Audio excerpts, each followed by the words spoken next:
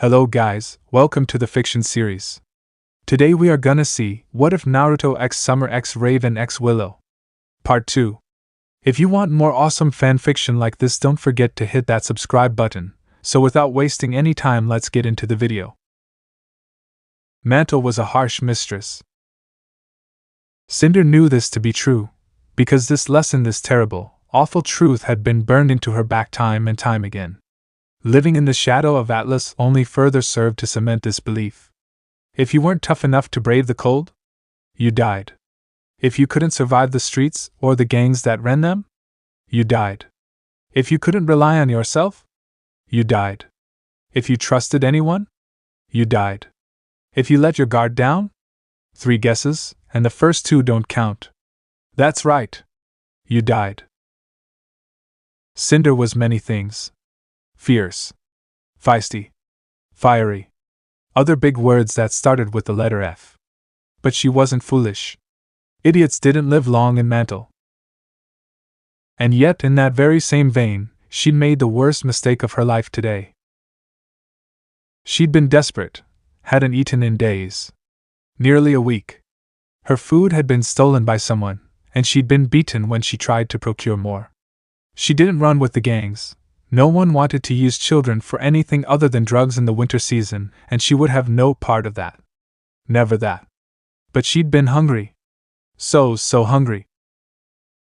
Desperation drove her to make mistakes. She'd glimpsed a single pair of people storming away from a nearby stand. Seen the food in their hands. Warm, hot food for her cold and empty belly. Food. Little legs had propelled her forward almost before she realized what she was doing. A week ago she would have shadowed them for a block or 2, wary of a trap. This time? Hunger overcame her, and she surged after them. Not to murder, she wouldn't dare, but to snatch the prized morsels from their grasp. She still remembered the heat of her semblance flaring in her grimy hand, superheating the glass dagger clutched within. But you see, that was where little Cinder had made a mistake. Blinded as she was by that desperation, her world shrouded in a haze of hunger, she hadn't seen the Schnee until it was too late. Even as she recognized the signature stark white hair and snow-pale complexion, her knife was already falling towards her thigh. It wasn't fair. What was a Schnee doing down here? They hardly ever left Atlas. By then she was too close to abort her attack. She could only change its path. Ironically, this saved Cinder's life. Somehow she'd managed to twist her arm and slash the man beside the Schnee instead. Attacking a bodyguard would net her a beating to be sure if he caught her, but stabbing a Schnee? That was death. There was an unspoken rule in Atlas and Mantle alike. You didn't mess with a Schnee. Or even a Schnee's guard for that matter. But the hunger left her choice. Food. Hers. Now.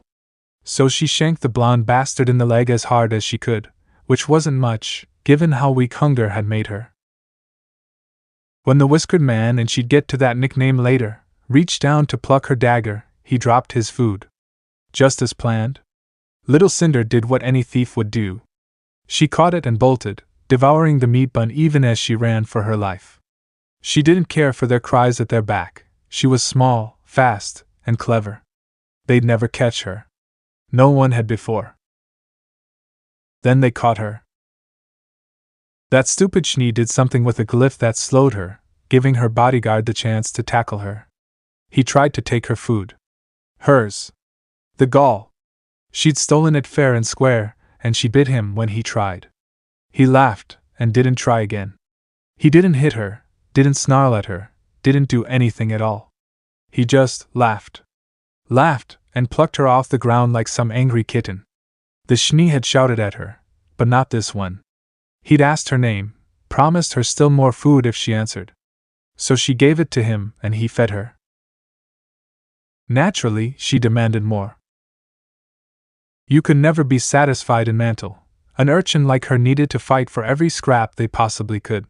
Cinder had learned this the hard way. Satisfaction meant complacency. Complacency meant death. This was her mark, and she was determined to wring every scrap from him she could before the Schnee wised up and dragged him away. She'd sworn that if this was her last day on Remnant, and judging by the way the Schnee glared at her at the time, it might well have been. She was determined to meet it with a life well lived. Cinder succeeded in that aim, succeeded beyond her wildest dreams. The Schnee manor was mighty and tall. Just thinking of it made her feel tiny and small. Oh, how the guards had sneered when they first saw her, turning up their noses in derisive scorn. They'd offered to take her off the whiskered man's hands. Yeah, take her and throw her back down to mantle. At least they had until the Schnee had told them just what she'd thought of that. She might defer to the whiskered man, but the Schnee had power of her own, too. Her word was law, just as much as his. Where they spoke, people moved. She'd have to remember that.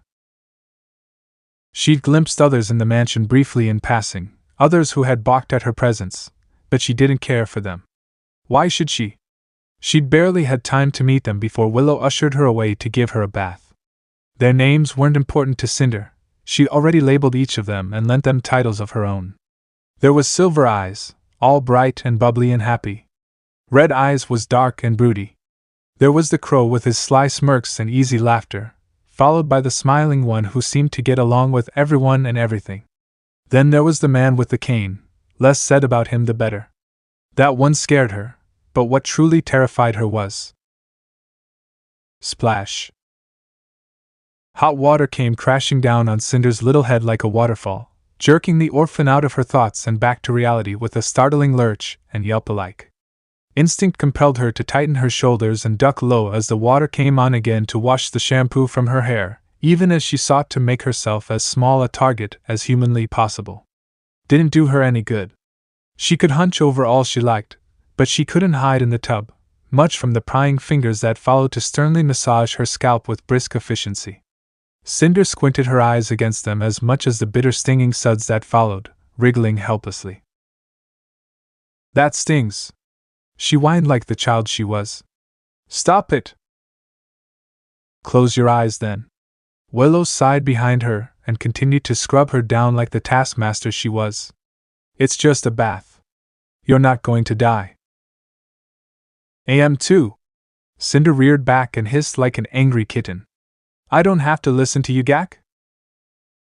Another wash of hot water rushed down, cutting her off with a sputter and sending her slipping in the bath once more.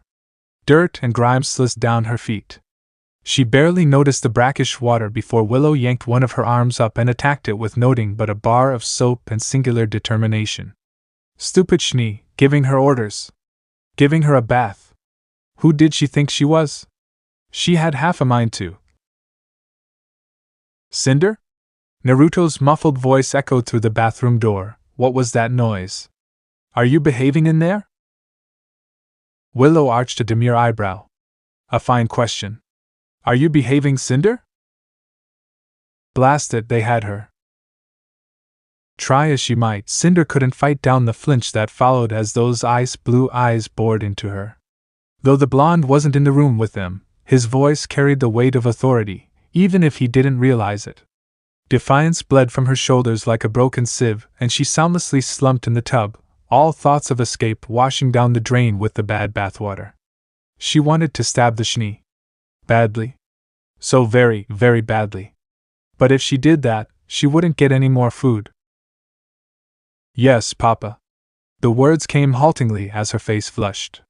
I'll be good. Willow absolutely sputtered and a small squelching sound came from the other end of the door as someone banged their head against the wooden frame.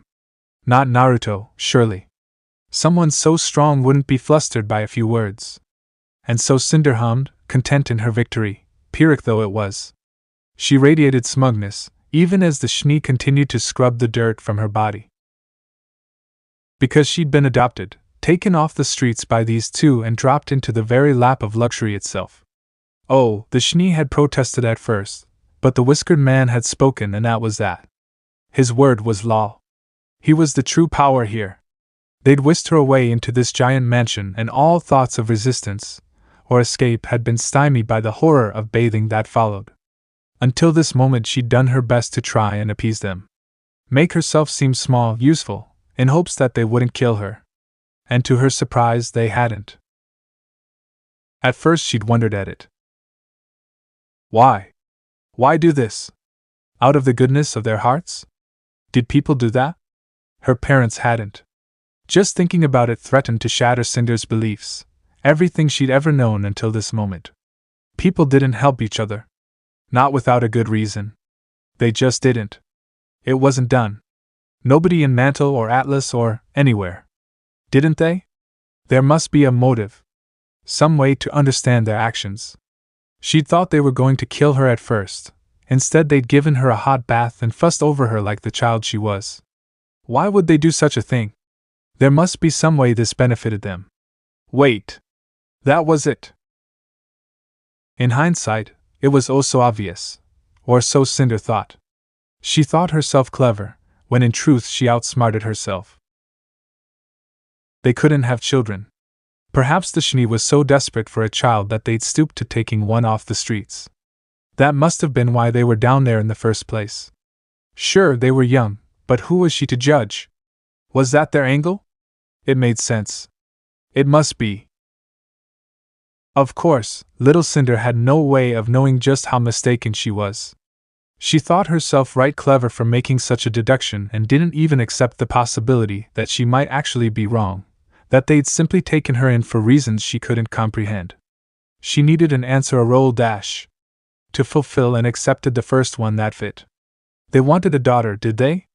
She could do that, for the whiskered man. But for this one? Arms up. Willow commanded and Cinder dutifully complied, allowing herself to be toweled off. Hey Q. She groused, gritting her teeth as the towel descended on her head with brisk dispatch. Hate you so much. Oh ho? A bemused gleam shone in the woman's visible eye. We could always bring you back to Mantle if you dislike this place so. Back to the dirt. Back to the fear. Back to the gangs, the grit, and the grim. Winter was coming, and she didn't have any food or shelter. No, she wouldn't even survive to see spring. If they sent her back to Mantle, she'd die in a ditch. Frozen. Cold. Alone. A very real spark of fear shot down Cinder's spine and she trembled. Her head whipped back and forth frantically. No, the words escaped her in a whisper. I like it here. Please don't send me back. To her credit, the Schnee realized she'd made a mistake and reacted quickly before tears could fall. There. She crooned softly, wrapping her in a towel before drawing her into a quick hug. Don't be upset. I didn't mean that.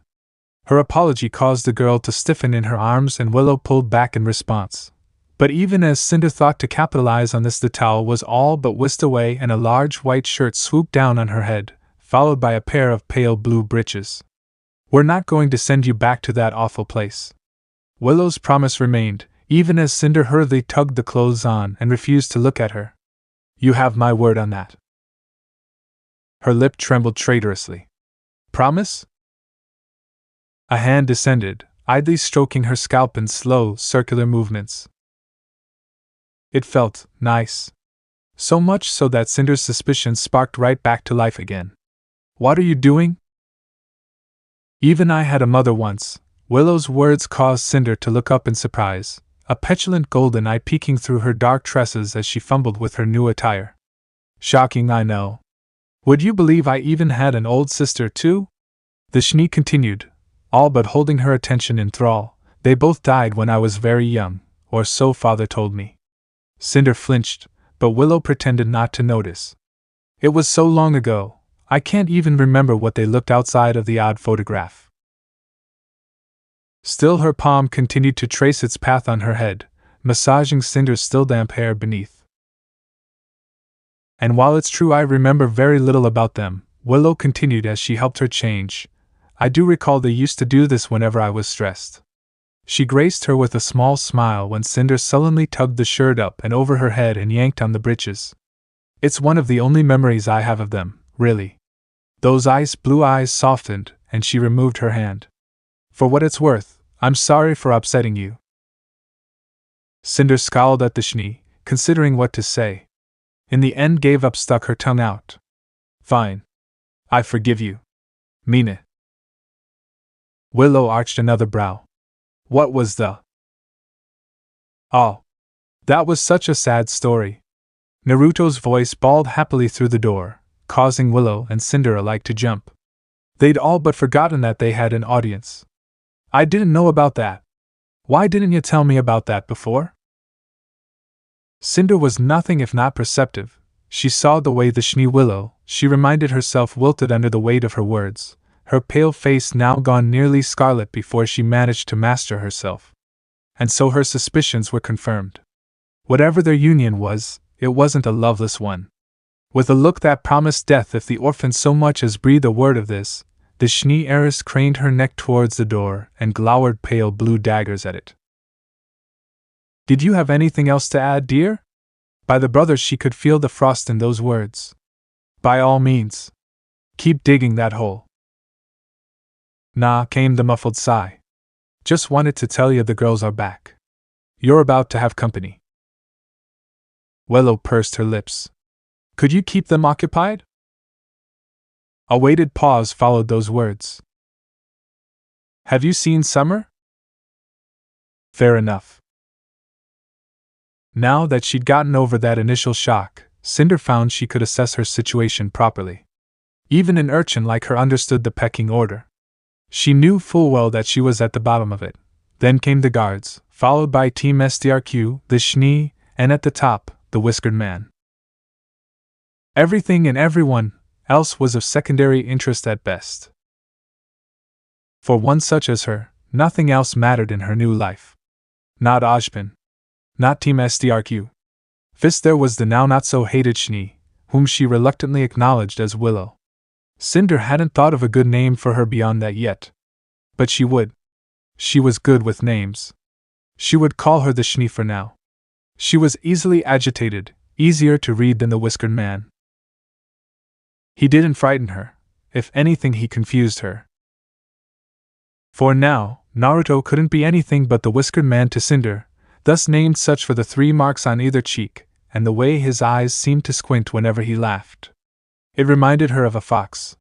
What was he? Human? Faunus? She couldn't be sure. He moved like a hunter, though. Hunters were dangerous. Even the gangs feared them. A single hunter could and often would be sent down from Atlas to purge them whenever they got uppity. Yet another reason Cinder didn't run with gangs. Yet, for all his well-meaning smiles and easy laughter, the whiskered man was an enigma to her, one she didn't wholly understand. And what you didn't know could kill you. I brought more towels. Speaking of death.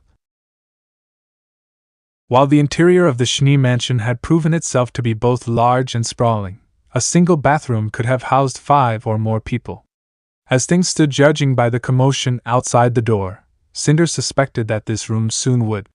For while the guards outside clearly disliked her, those within were another matter. Summer chose that moment to make grand entrance. All at once the door to the washroom flew open and Naruto tumbled inside as the spry little huntress nearly bowled him over to get inside. Cinder wasn't fooled for a moment. He'd let her do that. She saw the small frown on his lips, the way in which he twisted himself aside to divert her clumsy charge into a tumble. Much to her surprise, the white-cloaked warrior bounced off, literally bounced, a nearby wall, followed soon thereafter by the ceiling, and somehow managed to stick the landing. Cinder recoiled in horror as Naruto and Willow clapped politely. Gods, the girl wasn't human. Nailed it, said Huntress declared proudly, striking a pose. And 9 out of 10. Naruto offered. Cinder considered it a 6. I'll take it. Now where's O? Then those silver eyes fell upon her and blinked in surprise. An armful of white towels tumbled from Summer's grasp. You're already dressed, huh? An. Cinder shrank back. Naruto saw what was coming. Oh. Silver eyes all but sparkled with wild glee. Cinder backpedaled. She wasn't gonna do that. Surely not. Summer, no. Willow growled a warning. Down. Bad Summer. Summer's already cheeky grin grew to epic proportions. She was gonna. Naruto and Willow tactlessly threw themselves out of the way as she surged forward. Unfortunately, in doing so, they tossed Cinder under the bus. She froze like a deer in headlights, eyes wide. One does not simply escape Summer Rose and her hugs. Now it was her turn to learn that terrible lesson. Poor girl. She never stood a chance. Indeed, she made it all of one step backward before Summer descended upon her like a storm. Slim arms swept Cinder from her feet and crushed the girl's face against her chest with incredible strength. She's Kokuit! Cinder wriggled like a wildcat in the older girl's arms, to no avail. Silver-eyed demon woman! Let me go! Silver eyes didn't scare Cinder. If anything, she reminded Cinder of an eager puppy she'd once known, before too many kicks from a bunch of boys turned it mean. Happy, eager to please, and far, far, far too affectionate for her liking. A low growl fled from her lips as Summer cuddled her closer still. Could this evening possibly get any worse? Summer, let go. Naruto warned. You're gonna break her. Never. She's mine now. I'm keeping her. She hastily amended as a pair of ice blue eyes found hers. I mean, I can be her aunt, right? Cinder rapidly shook her head and mouthed the word no at Naruto and Willow. No! 1,000 times no!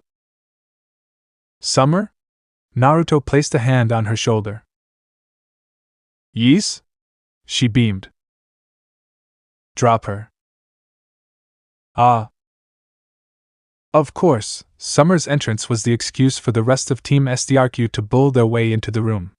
Once they realized everyone was decent, events snowballed from there. Somehow, Cinder managed to wriggle free in the chaos and duck behind Willow's skirt, but even that shelter didn't last long in the face of these new arrivals. The smiling man Tai, she recalled, took one look at her skittish expression and granted her a nod. Nothing more. Cinder quietly elevated her somewhat pale opinion of him. Not so the bird brain. So, this is the runt we saw earlier? Crow saw her and bent down to muss her hair, drawing a black look from the girl. Barely recognize ya without all that dirt out. Cinder reared back and bit his hand before he could think to muster his aura. Hard. True to form, Crow recoiled with a strangled yelp, clutching at the throbbing red mark she'd left him. Willow actually laughed at that and patted her head. Cinder dared a smile at her, one her patron returned in kind as she pinched Summer's cheek, drawing a whine from the cloaked huntress. Huh. Neat. Willow understood the pecking order, too. Maybe the Schnee wasn't so bad after all. Alas, it didn't last. Naruto sensed the danger a heartbeat before anyone else, before even Cinder's own innate paranoia, likely because he heard the rapidly approaching footsteps surging down the hall toward them. Blue eyes narrowed and he blew out an irritated breath as he raised his false arm toward the now ruined door. Tai and Willow exchanged a long-suffering glance and the latter released Summer to step back. The reason for their overabundance of caution became vividly clear as someone burst into the room and tried to cut Naruto down where he stood. Not a single drop of blood was shed, because metal fingers neatly pinched Omen's crimson dust blade before it could descend on his head. Found you! Raven Branwen howled her fury, bearing down on her weapon with all her might and a manic grin. I demand a rematch. Here and now. Really? Naruto drawled as held the trembling sword at bay. This is getting old, have it your way. In a single seamless movement the blonde shattered her blade, twisted his wrist, and yanked her off balance. Raven squawked like a startled bird as she sailed over his shoulder back into the hall. Naruto waltzed after her with a lazy gait, which in turn caused Willow to hurry after him, and Cinder took that as her cue to follow with the rest. She winced at the harsh clash of steel, and when next she saw Raven Branwen, or Red Eyes as she'd come to call her, the angry woman was sprawled face first into the ground. Not a heartbeat later, she bounded upright again. Once more! That one didn't count! Raven, really? Naruto flung up his arms. Again? Already? Come on! 100 Lean says he beats her arse again. Crow rolled his eyes. Cinder immediately reversed her opinion of said Branwen. Summer slapped his hand. I say 10 seconds. Can I bet too? Crow whipped around with a grin. Can we keep her? You cannot. Willow hummed, tucking her close. Naruto and I saw her first. Don't be like that, Ice Queen. The younger Branwen drawled. I'd make a great uncle. Hey! Summer wailed. No fair. If he gets to be an uncle, then I want to be an aunt. Tai! Back me up here. Let's not and say we did. The blonde shrugged as Raven sailed past and crashed into a wall. Tai winced. Think we should stop them? Naruto and Raven snorted in unison, realized they'd done so, and promptly went back to attacking one another. Cinder, meanwhile, found herself caught between the remainder of Team SDRQ and Willow. Not painfully, of course, she simply wasn't used to having so much attention. Down in Mantle, she'd always done her best to remain hidden. To suddenly have so many vying for her attention, well, she simply didn't know what to do with it, because it frightened and excited her in equal measure. What am I, a chew toy or something? Red Eyes, on the other hand, annoyed Cinder, in part because she smelled like blood, but also her arrogance. Anyone who craved that much battle couldn't be right in the head. From what she'd been and what she'd just seen, Raven couldn't accept her defeat, no matter how soundly she was defeated. She just kept coming back for more. What was she, an adrenaline junkie or something? Strength was all well and good when you were on the streets, but without a goal, what was the point? Even a child could see that this path would lead her nowhere good. Someone needed to knock some sense into Red Eyes soon. Oh. And she was down for the count again. Is she always like this? Cinder muttered aside. She seems foolish. No, actually. To her surprise, it was Taeyang who answered her, drawing a curious look from the urchin. She's not always like this, you know, he said, earning himself a confused look as Raven tumbled back to the floor without her sword. Raven and Crow didn't have the best upbringing. Crow's adjusted rather well since, but Ray? Both winced as she flew back at Naruto with a shriek, only to be ruthlessly dismantled once more. She's got a competitive streak a mile wide and hates to lose. She's not a bad person once you get to know her, she's just bad. Cinder stifled a smile at the declaration. Bad Raven. Naruto rebuked her once more, jabbing a finger against the latter's nose when she tried to attack him once more. No! Bad! She winced when he flicked her forehead, the action drawing a small giggle from Summer in the background. You can't beat me like this. You're sloppy. I can read your every move. He'd likely thrown those words at Raven just to shut her up, and under any other circumstance they might have worked. Unfortunately, Cinder saw a spark of defiance burn high in the huntress's gaze. It was an expression she knew all too well from the slums. Desperation. Raven couldn't lose to him. No, she could and had, but she simply couldn't bear the idea of being bested so easily by someone her age. Cinder waited and saw the exact moment that desperation crystallized into furious resolve. As such, she had a front row seat to the spectacle that followed. Then train me. Birdie, say what now? Naruto squawked. Willow went positively ashen. I'm sorry, what? No. Absolutely not. You're leaving tomorrow, remember? I can make time before then. Raven challenged. What's wrong, Schnee? Afraid I'll steal him? Don't worry. He's not much to look at. Willow absolutely hissed at the slight, her pale face flaring a sharp shade of scarlet. Are you trying to calm me down? You're doing a poor job of it. You're not exactly easy on the eyes yourself, Birdbrain. Naruto snarked back, earning him a glower of his own. Too angry and edgy by half. It's kinda off-putting, you know. Raven absolutely hissed. You little. Team SDRQ reacted in myriad of different ways. Crow hooted with a loud called it, wearing perhaps the biggest shit-eating grin Cinder had ever seen in her little life. Summer spun and gave him a high five. Tai slapped a palm to his forehead and started muttering beneath his breath. Cinder just blinked. Well, she'd expected many things, but not that. Never that. Him?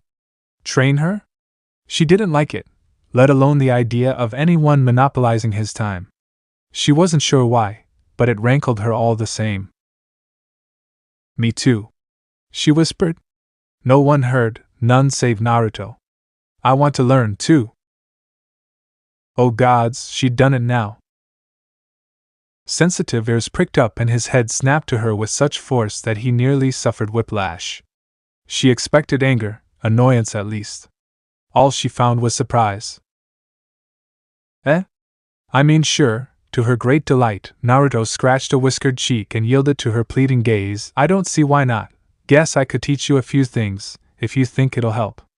And Willow, if she wants, he amended hurriedly as her hand clamped down his arm and twin ships of ice all bored into neck. But not Raven. Why not? He scowled at her. Don't wanna. Oh, so you'll teach the Schnee and a child, but not me? She jerked to her feet and rammed her forehead against his. Coward! How can you be such a hypocrite? I don't use a bloody sword. The blonde butted right back, blue eyes blazing into red. I have nothing to teach you. You'll do fine on your own. You're still going to train me. Raven's mouth twisted into a defiant smirk. If not no, then later. You'll head back to Vale tomorrow. Willow stepped to his side, tugging Cinder with her. We are. Raven's smile didn't wave for a moment. That won't be a problem. You absolute dolt. Oh. Summer caught the hint and pounced on with a sharp gasp. Raven's semblance. Naruto grimaced. The hell's a semblance? All eyes, Cinder included, turned to her with a baffled look as Raven preened. The remainder of Team SDRQ recovered first. Crow's eyes lit up, with Tai not a heartbeat behind.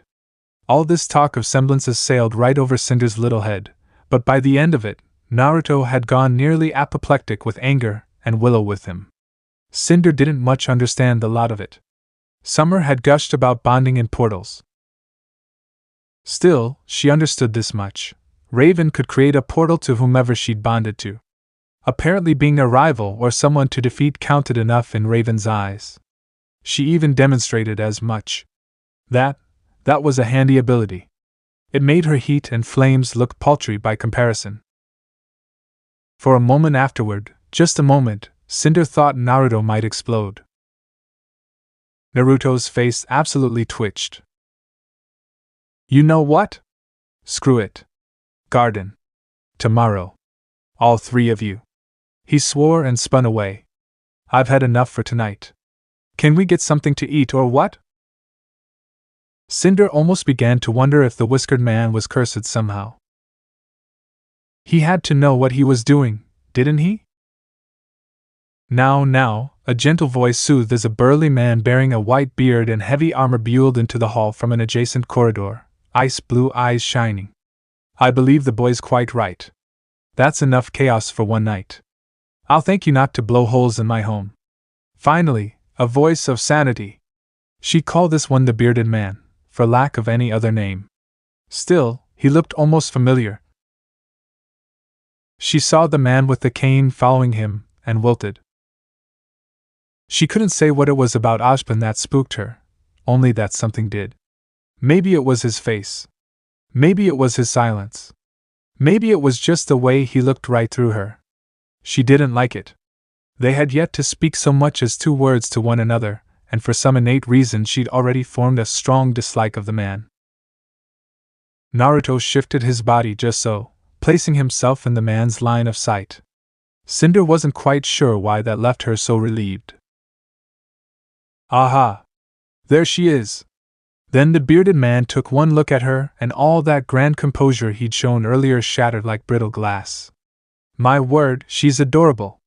In short order, Cinder found herself swept into strong arms once more, unable to escape her captor's grasp. And tiny!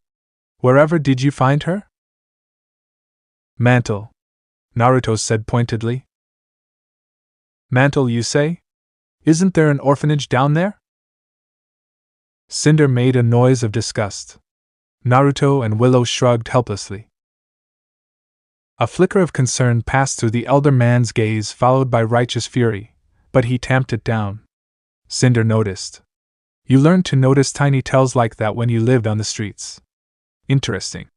Perhaps this man wasn't as much of a fool as he let on. Instead, he released her and rounded on Willow with a smile. My dear, I know I said I wanted grandchildren, but this is so soon. So sudden. Daddy, no? Willow groaned. By the gods, please don't overreact again. Daddy, yes. Schnee crooned. She's absolutely adorable. Cinder tried to dive out of the way when he patted her head. A thought occurred to her, and she froze beneath that large hand, her blood turning to ice. Daddy? That meant father. Willow Schnee only had one father. By the brother gods, this was Schnee. Quite possibly the richest man in all of Atlas, perhaps even Remnant itself. And he was being kind to her. Maybe this wasn't an act after all. Maybe she'd gotten lucky. Maybe they did care. Was she safe here? Unlikely. Nowhere was ever truly safe. But this place was safer than most. She could play the part then. So long as they didn't hurt her. She wasn't like the other street rats. If anyone tried that, they'd get a knife in the leg. It wasn't like she was ungrateful or anything. She'd dreamed of a place like this for as long as she could remember. Why wouldn't she? She'd lived her life in the shadow of Atlas, clawing and scratching for what little she could find, all the while wondering what it was like up here. Now she was the one looking down on the world. Her stomach chose that moment to growl. Sounds like someone's hungry. Naruto smiled. Cinder clamped both hands on her stomach and scowled at it. Betrayal. Right then, shall we? Ojban offered, earning a blacker look from her that in turn drew a confused blink. I believe dinner is served. We did come to fetch you originally. He took in the damaged walls with a glance, and a small frown pulled at his mouth. As for Miss Branwen, Raven bristled. We will have words later. Oh? So Team SDRQ answered to Ojban. She'd remember that. Come on, sis. Crow tugged her aside. Let's go and get you patched up. You can eat later. Dibs on Tai. Summer laid claim to the blonde's arm before he could escape. We'll catch up with you in a bit. Tomorrow. Raven craned her neck back and glared bloody red daggers at Naruto. Don't forget, or I swear by all that's holy, I will find you. Crow muttered an apology and ferried her away. With that matter dealt with, Naruto turned and knelt, capturing Cinder's attention once more. You want up, kiddo? On his back? Happily. Cinder clambered onto his shoulders like a monkey, glad of the chance to rest. What followed was a confusing maze of halls and corridors that she couldn't even begin to remember, yet tried regardless. She failed spectacularly. Whatever the case, the Schnee mansion was a maze. A few maids and the odd servant favored them with odd looks, but with Nicholas and Willow present, none dared to challenge them. And then, quite suddenly, they arrived. When they led her into the dining room, her jaw nearly dropped. Defiance compelled her to click it shut and swallow the drool that began to pool in the corner of her mouth. It had nothing to do with the room, its long table, or even the lovely lit windows that let in the light of the shattered moon nigh above. No. Her attention was decidedly drawn elsewhere. Her mouth clicked open again, and this time she couldn't quite keep herself from grinning at the sheer decadence of it all. For it was the contents of the table that seized her sight. So much food. Plates upon plates of it. Ham. Turkey. Food she'd never seen before. Naruto set her down and snatched one such plate for himself as he took up a perch on the windowsill. He didn't move from that spot, even as he began to eat. A small distant part of Cinder respected that even as she beheld the feast before her. You never could let your guard down in the presence of strangers. But the pleasant aroma of, and the buffet before her inevitably claimed her attention once more. Was it even possible to have such a bounty in one place? Even the gangs didn't eat this well at their peak. Feel free to eat whatever you wish. Willow's hand guided her forward to a seat and Cinder numbly followed. Her hand stretched out, and she yanked it back. No! She mustn't give in. This was a trick. It must be. They were trying to deceive her, weren't they? Yet, as she watched a happily smiling Summer settle in beside her and Willow on her right, her defiance buckled. More so when they set a plate of turkey and mashed potatoes before her, the latter heaped in gravy.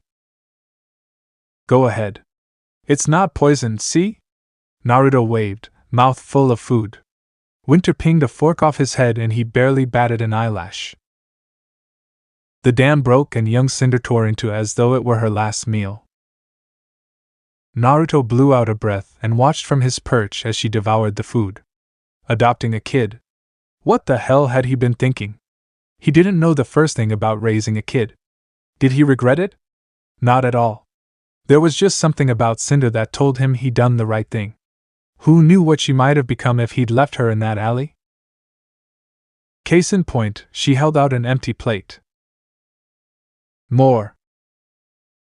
You'll get sick if you eat too fast, Willow warned. Don't care. More. Willow arched an eyebrow. May have I more, please? Cinder squirmed in her seat, then considered again, trying to choose the best words for maximum effect. Mommy?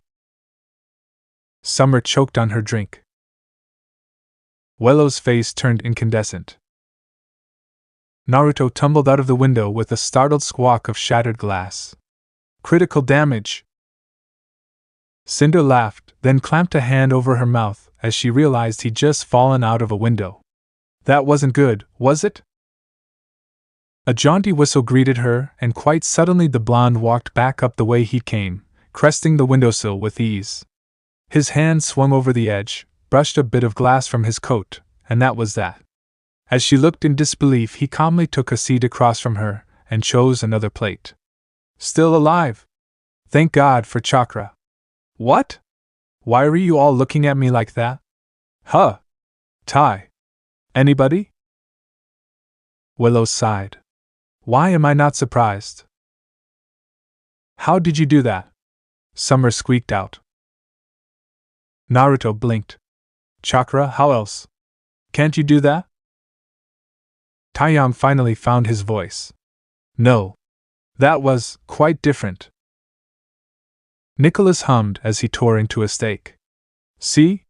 I told you he was unique. Ashbin's eyes visibly bulged and Cinder stifled a smile at the sight. Good. She hoped he choked. So. This was to be her new life, then. In all honesty, she liked it. She liked it a lot. 3 meals a day. Clean clothes. A warm bed. Affection. Love. Care. Naruto and Willow were odd, Team SDRQ was odder still. Ashbin was the only one she was genuinely uncomfortable around for reasons she couldn't understand, but she wouldn't have to deal with him for long. And the rest were, well, they were nice. They didn't hit her. Didn't beat her. There was no pain here. No panic. Only peace. Why were her eyes wet? Oh. Naruto found her first. You okay there? Huh. Cinder blinked, rubbed her eyes with a small hand, utterly baffled when it came away damp. I don't understand. Why am I? She tried to speak further. All that emerged was a small hiccup, followed by a hysteric giggle. She couldn't stop the tears. For all her fierceness, she was still just a child after all. Paranoia and suspicion could only last so long, and she wasn't as strong as she believed herself to be. In another life she would have grown up to be a cruel and vicious woman who cared for no one besides herself and naught but power. But here? Now? She was just a little girl and surrounded by a group of people who were, all things considered, insane. There was no other word for them. Was it any small surprise that they'd affected her so? Is it really all right for me to be here? She whispered, scrubbing at her face furiously to no avail. All she managed was a watery smile. Willow realized what was happening next and wrapped an arm around her. Oh, sweetie, of course it is. Naruto didn't walk. Rather, he absolutely vaulted the table to give her the same treatment. Summer's hand massaged the small of her back, and that was all it took. Something in Cinder broke. She laughed and cried all at once. And in doing so, she set herself free. Everyone was laughing at him. Jock Gelly knew it, even when his friends lied right to his face. You're being paranoid, they said. It wasn't that bad, they said. Liars. Filthy hypocrites, the lot of them. They'd turned on him. Everyone had turned on him. Their whispers dogged his every step around every corner, in every face he saw. Everyone sneered at him, silently mocking him for his failure, this once great man brought so low. They all knew his face. They all knew his failure. How could they not? His sorry face was plastered all over the news. People loved gossip nearly as much as they loved scandal, and Jacques was both, albeit not at all in the way he'd intended. There was no escape from their laughter, even here in the sparse comforts of his threadbare apartment. These days, this was all that remained. It was all he could afford. The news was a cold comfort.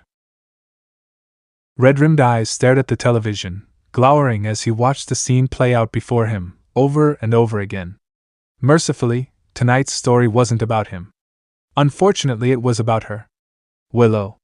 Willow and that blasted paunch she'd taken up with. What were they doing down in Mantle? Bah! What did it matter? With a roar, the once proud man snatched up the remote and flung it headlong at the television. It bounced off the screen, leaving an ugly crack behind.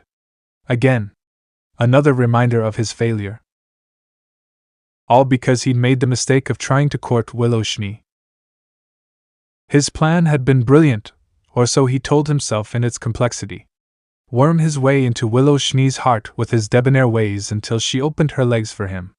From there, he would use her as leverage for his true goal, thereby wriggling his way into the good graces of Nicholas Schnee. Convince the man that he was the only one fit to run the SDC. Sire a few brats off his bitch of a daughter, wait until the man passed and the waters were calm. Then he would strike. Buy off the shareholders, claim the company for himself, and profit endlessly.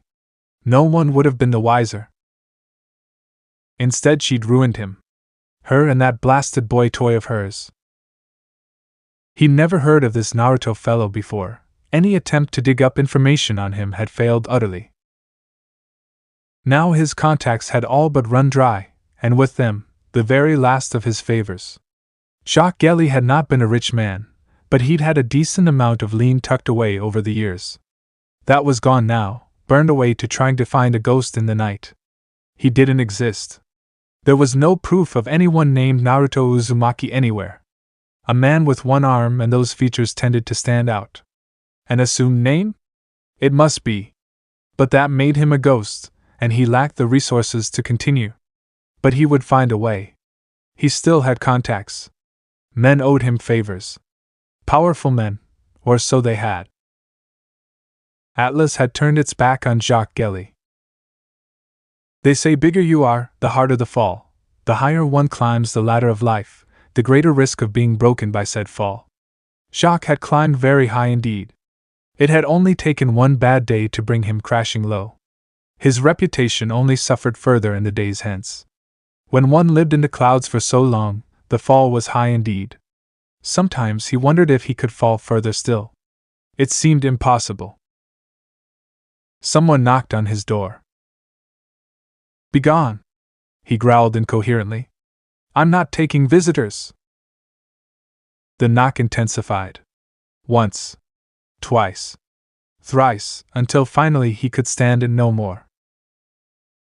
Mustache twitching and eyes ablaze, the former businessman flung himself from his chair and marched across the room.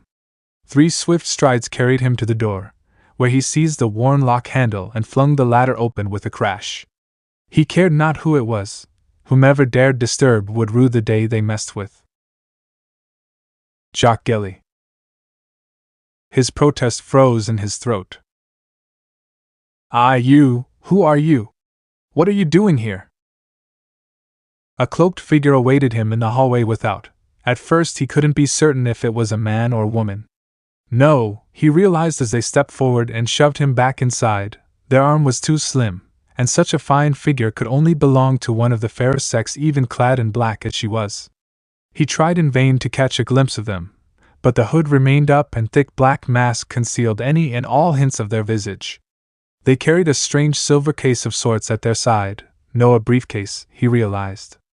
This was a woman, though the realization did him precious little good. He was more concerned with the bearded man looming beside her. Whomever he was an absolute giant, stocky and broad of shoulders, dressed in plain clothes. Unlike the woman, he made no effort to conceal his face, or even a cloak for that matter. Was that some boldness on his part? Or did he simply not care? Your actions have not gone unnoticed. The man rumbled and his voice was like a slow-moving avalanche. My name is Hazel Reinhardt. For what it's worth, I apologize for the intrusion. The still silent woman drew forth an orb from within and held it out to Hazel, who in turn offered it to him. Our employer wishes to speak with you, Hazel said. In hindsight, maybe he shouldn't have touched it. The moment he did, a shadowy figure burst from the sphere, filling the room with smoke. Jock saw it. Her. His mind revolted. Death. She was death and despair incarnate, and seeing her broke him. He screamed and clambered backwards like a drunken spider until his back struck a wall. He kept screaming. It was a sharp, startled sound, one that seemed to go on forever and ever until he could scream no more and had shouted himself hoarse. It could have been minutes. It felt like hours. It didn't matter. It did matter. Nothing mattered. He couldn't think straight, not when faced with this demon, this devil, this absolute monstrosity. They made no move to silence him, only staring at him with those ghastly red eyes. This was a dream. It had to be. He drank too much and fallen asleep, surely. Well, well, well. The specter of a woman crooned at him in a voice that was pure sin itself. What do we have here? A rat cowering in the dark. What is it you desire, little man? What? Jock croaked out, incredulous. The woman scoffed. Hazel, you assured me this one would be useful. The giant grunted, utterly unfazed by her anger. He will be, once he recovers his senses. I hope so. Those eerie scarlet orbs rimmed by black swung back now, locking on to Jock. It would be a shame to kill him. Revenge. Jock croaked the word out without thinking, anything that would allow him to survive. It drew their attention, and he bewled on like a frantic rat, desperate to save his skin. You asked me what I want? I'm telling you. Someone made a fool of me, made me the laughingstock of Atlas. He ruined me. I want him dead. No! I want him broken, I want him brought low, lower than I was. Please don't kill me. I have connections. I can help you. I'll do anything, Jock gasped, reaching out hand toward the shadowy figure as he knelt. Anything. Her smile made his very soul shudder. Is that so? Funny thing about shadow clones.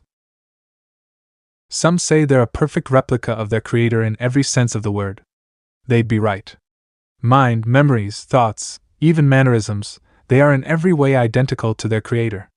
Given enough chakra and proper motivation, they can accomplish nearly any task. They're easily capable of recognizing a threat and taking the initiative against. Their only true limit is their durability, that is to say, their capacity to withstand pressure or damage in the face of said threat. When made durable enough and with enough numbers, they could be a potent threat. Naruto had left behind more than 24 such clones in Mantle. Nearly 30, to be exact. Lacking the proper form and focus that came with the hand signs, Naruto had simply brute-forced the jutsu to create clones of himself for a singular goal. He hadn't given it any thought. In all honesty, he'd forgotten about his brothers in arms through no fault but his own. He'd been too preoccupied with Willow then Cinder and all the chaos that followed, to consider releasing his jutsu. He didn't even think to dispel those that remained before he fell asleep. Their purpose had been to hold back an angry group of faunus and keep the peace, nothing more. He knew that. They knew that. By the time he turned in for the evening, the thought of them had all but slipped his mind. Surely they couldn't cause too much trouble. Of those clones, many did their duty and selflessly sacrificed themselves to keep the mob at bay. Some deliberately chose to dispel themselves when they deemed their task complete, and were never seen nor heard from again. 2 wandered out past the walls and vanished into the elements. 1 took it upon himself to rid Mantle of crime what little time and chakra he had remaining and died in a blaze of glory. The results were surprising, to say the least. We'll come back to him later. 3, however, struck together, and their actions would forever change the shape of Remnant. With the original's departure to parts unknown and the crowd gone back to their homes, this unlikely trio found themselves somewhat bereft of purpose. Like the rest, they'd considered dispelling themselves alongside their brothers on principle, but decided against it. Instead, they chose to wander. They'd vanish soon enough, and like their creator, they were curious about the world around them. The original had expressed a desire to see more of this place after all. Their experiences would go on to join his when they died, so it wasn't as if they'd ceased to exist. For lack of anything better to do, they walked. And as they walked, they gave names to themselves.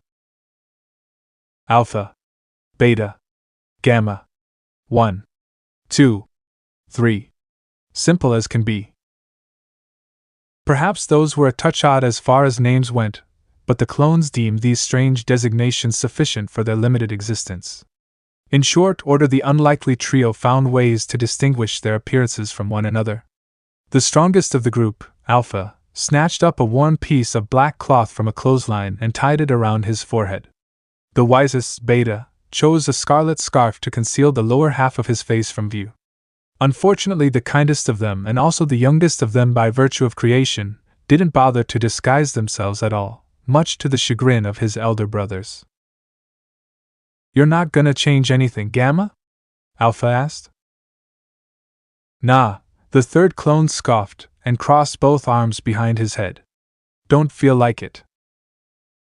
The lead clone snagged a battered fedora from a sleeping drunkard and slammed the hat down on their brother's head. "Hey! There we go." He grinned as Gamma grappled with the new headgear to no avail. It was all but wedged around his head. "Don't sulk now. I think it suits you." "Hey, I've been meaning to ask," he began, drawing their attention. "How's it feel, having a metal limb?" "You do realize you have one, too?" Beta pointed out. "Right there. On your arm." "Yeah, but who better to ask than myself, right?" The trio exchanged a knowing look. "Chatty, aren't you?" Alpha paused to heft his prosthetic limb and considered it as one might a shiny new tool. "I guess it feels light. Lighter than it should be at any rate." A flick of the wrist produced an audible click and he flinched, half expecting a weapon to pop forth. Thankfully, none did. This time. I thought it would be heavier or something." With painstaking care he forced the metal fingers to lock into a fist and not for the first time, smiled at them. "Still, it's a good fit. We'll have to pay what's back for this." "I know, right?" Gamma grinned like a child. "Isn't it awesome?" "Fits like a glove." Beta conceded with a nod. "Guess that Arthur guy knows his stuff. Seems a little odd, though. Why so many weapons?" "Dunno." Gamma shrugged, considering his own arm. "You know, we didn't really get a look at everything, did we?" "Huh." He frowned. "Wonder what this button does." "Don't." Alpha and Gamma clamped their hands down on his arm before he could press the trigger. "What's wrong?" "I mean, it's not like Arthur's a bad guy." Gamma raised his good hand in protest. "He's just a bit eccentric. We've met people like that before. Maybe he needs a friend?" "Sure." Beta snorted. You think everyone needs a friend, don't they? Gamma tilted his head. Alpha blew out a sigh. Children. In hindsight, he couldn't really say where the three of them had begun to change, or even why for that matter. When had they gone from get the job done to asking what next? When had things changed? Shadow clones were duplicates of the original after all, body doubles meant to fulfill their tasks and disappear. Nothing more, nothing less. Yet they'd survived their initial purpose and been left to fend for themselves, with the original none the wiser. Perhaps it had something to do with the lack of seals he'd used. Perhaps it was the chakra poured out to make them. Naruto had used a lot of it. Perhaps it was simply a twist of fate. Who could say? For a Jinchuriki, such was little more than a tiny drop in a bucket for him, but to the clones, it made all the difference. By now they were both of him, and yet not him. Each different, each in their own ways. They'd had hours to walk about now, time in which to form their own impressions of the world, and the world had shaped them in turn. Beta was unusually taciturn, showing a reserved side that bordered on melancholy. Not quite sadness, not quite sorrow, but something else. Cynicism, perhaps? Gamma, meanwhile, empathized Naruto's kindness, and was almost childlike in his compassion and humor. He was quite possibly the purest of them, untainted by doubt or fear.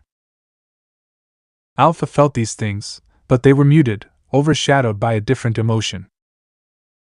Beta embodied cynicism and Gamma was empathy incarnate. That much was true. He answered to a higher calling. Curiosity. Of his existence, of this world, of so many things. Like the original, he had questions, and he wouldn't hesitate to find the answers, though his time was short. Even with their overabundance of chakra, the three of them were steadily burning through it merely by existing. Never mind more physical acts such as fighting or running.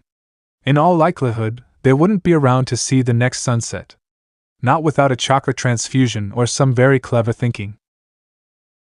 What are we supposed to do anyway? Gamma's gentle inquiry drew him back to reality. This is nice and all, but should we really be wandering around like this? Yeah, it's not like the boss man to let us walk around like this. Beta pointed out, raising a finger.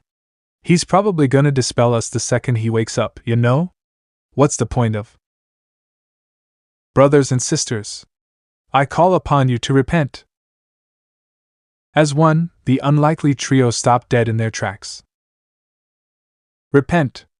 Only a few yards away, a man clad in dark purple robes stood atop a podium at a nearby corner, prattling on to a mismatched gaggle of human and faunus alike. His shrieks had swallowed their words. The end times are nigh. Gamma cringed at the sight of him. The hell is he on about? He's noisy. Huh, neat. Beta thumbed his chin. So they have fanatics here too. Wanna knock him out? Alpha clicked his teeth. No, let him be. We're not here to start trouble. He's not causing any harm, yet. Salem has come. Her apostles are here. Among us. In this very city. Repent. Repent. As they strode past the man and threw his head back with a mad cackle and reached slender arms into the sky, fingers grasping at the broken moon as though to seize it in his very hands. Cannot you not see her signs in the sky? The child has been taken and soon the fires will rise. Abandon your false gods. Throw yourself at her feet and be saved. Repent, before it's too late. Repent. Ignore him. Already am. Beta yawned. Let's get something to eat. We don't have any money. Alpha groaned. No, don't even give me that look. No stealing. These folk have little enough as it is. You there! Pretenders! Shadows of the impostor! The man and priest continued to rave at their backs as they left him to his sermon. Do you not see the truth of Salem's grace? Are you blind? Do you not see how meaningless your little lives are? It was like flicking a switch. Something ugly reared its head in Alpha's heart, and the clone turned his head a fraction of an inch. A lone blue eye leered over his shoulder and bore into the priest with killing intent. Just a little. Just a touch. Not enough to cause any irreparable damage on his part, but it silenced the lunatic all the same. He foamed at the mouth and toppled off his crude podium with a gurgling squawk. Alpha raised a lone finger in salute as they sauntered away. No one bothered to catch the madman, nor did anyone dare to challenge them as they departed. Good. Mantle was chaotic enough, the last thing it needed was a cult. And who the hell was Salem? Why had that name sent a chill down his spine? Putting that little incident aside, regardless of what happens to us tonight or tomorrow, our experience will live on through the original. He continued, guiding his brothers around another corner and away from the raving lunatic. Either way, the outcome is the same. I'm sure he won't mind. He flashed them a grin that he hoped looked reassuring. What's wrong with living a little, eh? What could possibly go wrong? When neither answered, he paused and turned, frowning now as his brothers fixed him with a deadpan look. What? Why are you looking at me like that? What did I say? Beta facepalmed. You've doomed us all, you old fool. A laugh burst out of him. Hey now! I'm the same age as you too. Doomed. Gamma echoed with faux despair. We're gonna have bad luck now, all because of you. Bah, we're fine. He turned up his nose. What's the worst that could happen? There it is. Gamma's finger jabbed his arm. You just did it again. Traitor. Are you trying to get us killed? Stubborn bastard. Beta grumbled in agreement. Who put you in charge anyway? I don't recall us putting this to a vote. Hey, the position was open. Alpha puffed out his chest as he stepped over a sleeping man on the sidewalk. He paused and considered him, then gave the poor sod the jacket off his own back before continuing. Neither of you took it, so, by virtue of having the most chakra, it went to me.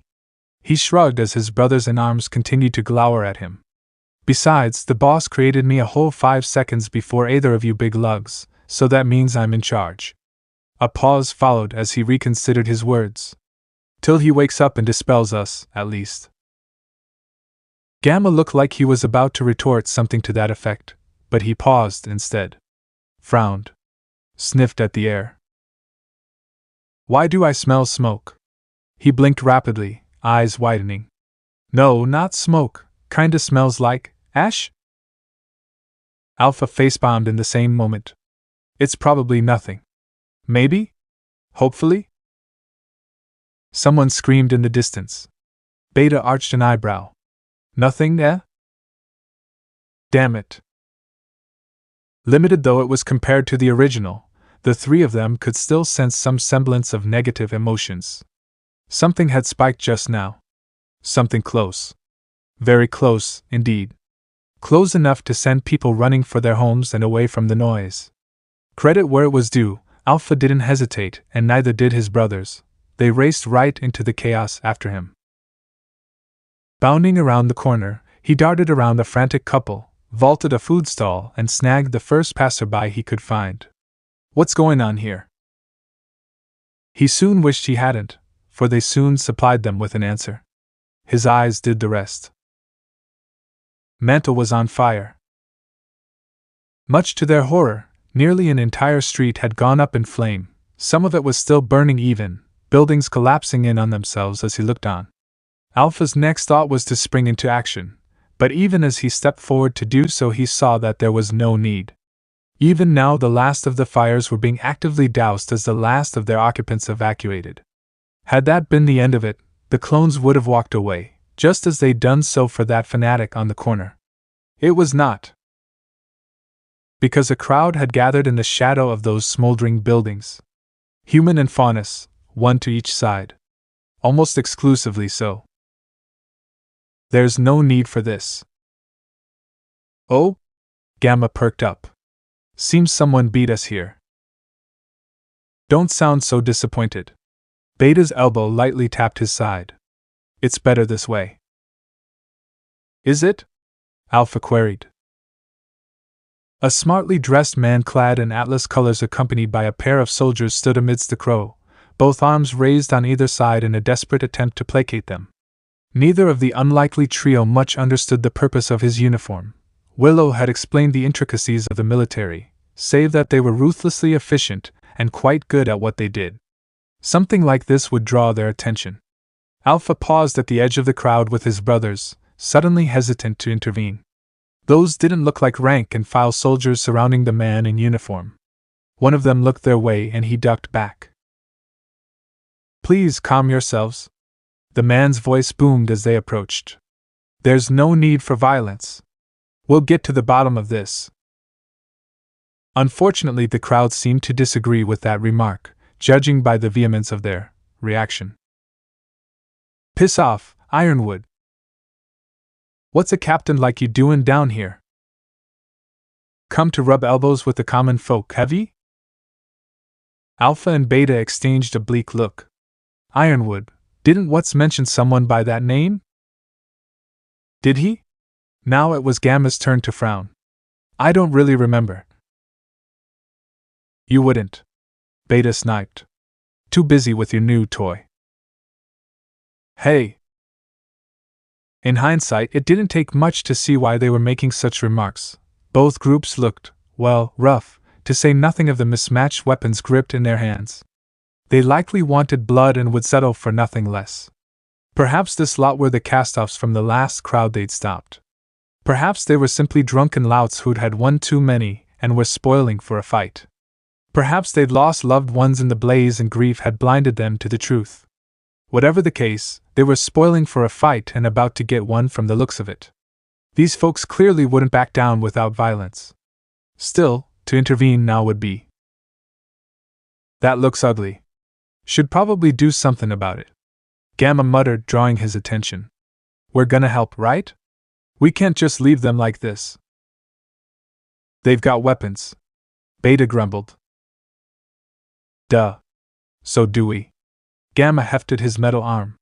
"We can take 'em. They outnumber us." His grin grew. "Then it'll be a fair fight. For them." "This isn't our fight." Exasperated, Beta pulled their younger brother aside and gave him a good hard shake. "We're clones, remember? Accident or not, and poof. We're gone." Gamma's guileless grin alarmed him. "And that's a problem because—" "Oh, for the love of talk some sense into him," Beta hissed at Alphas, who hadn't spoke a word. "We need to leave. Now, before we draw attention to ourselves." "Why?" Gamma snapped back. "We haven't done anything wrong. Stop being so damn skittish." Alpha shushed them both again and tried to listen in. "We're not here to make any arrests." Once more Ironwood raised his arms toward the crowd as he continued to implore them. "We don't mean you any harm."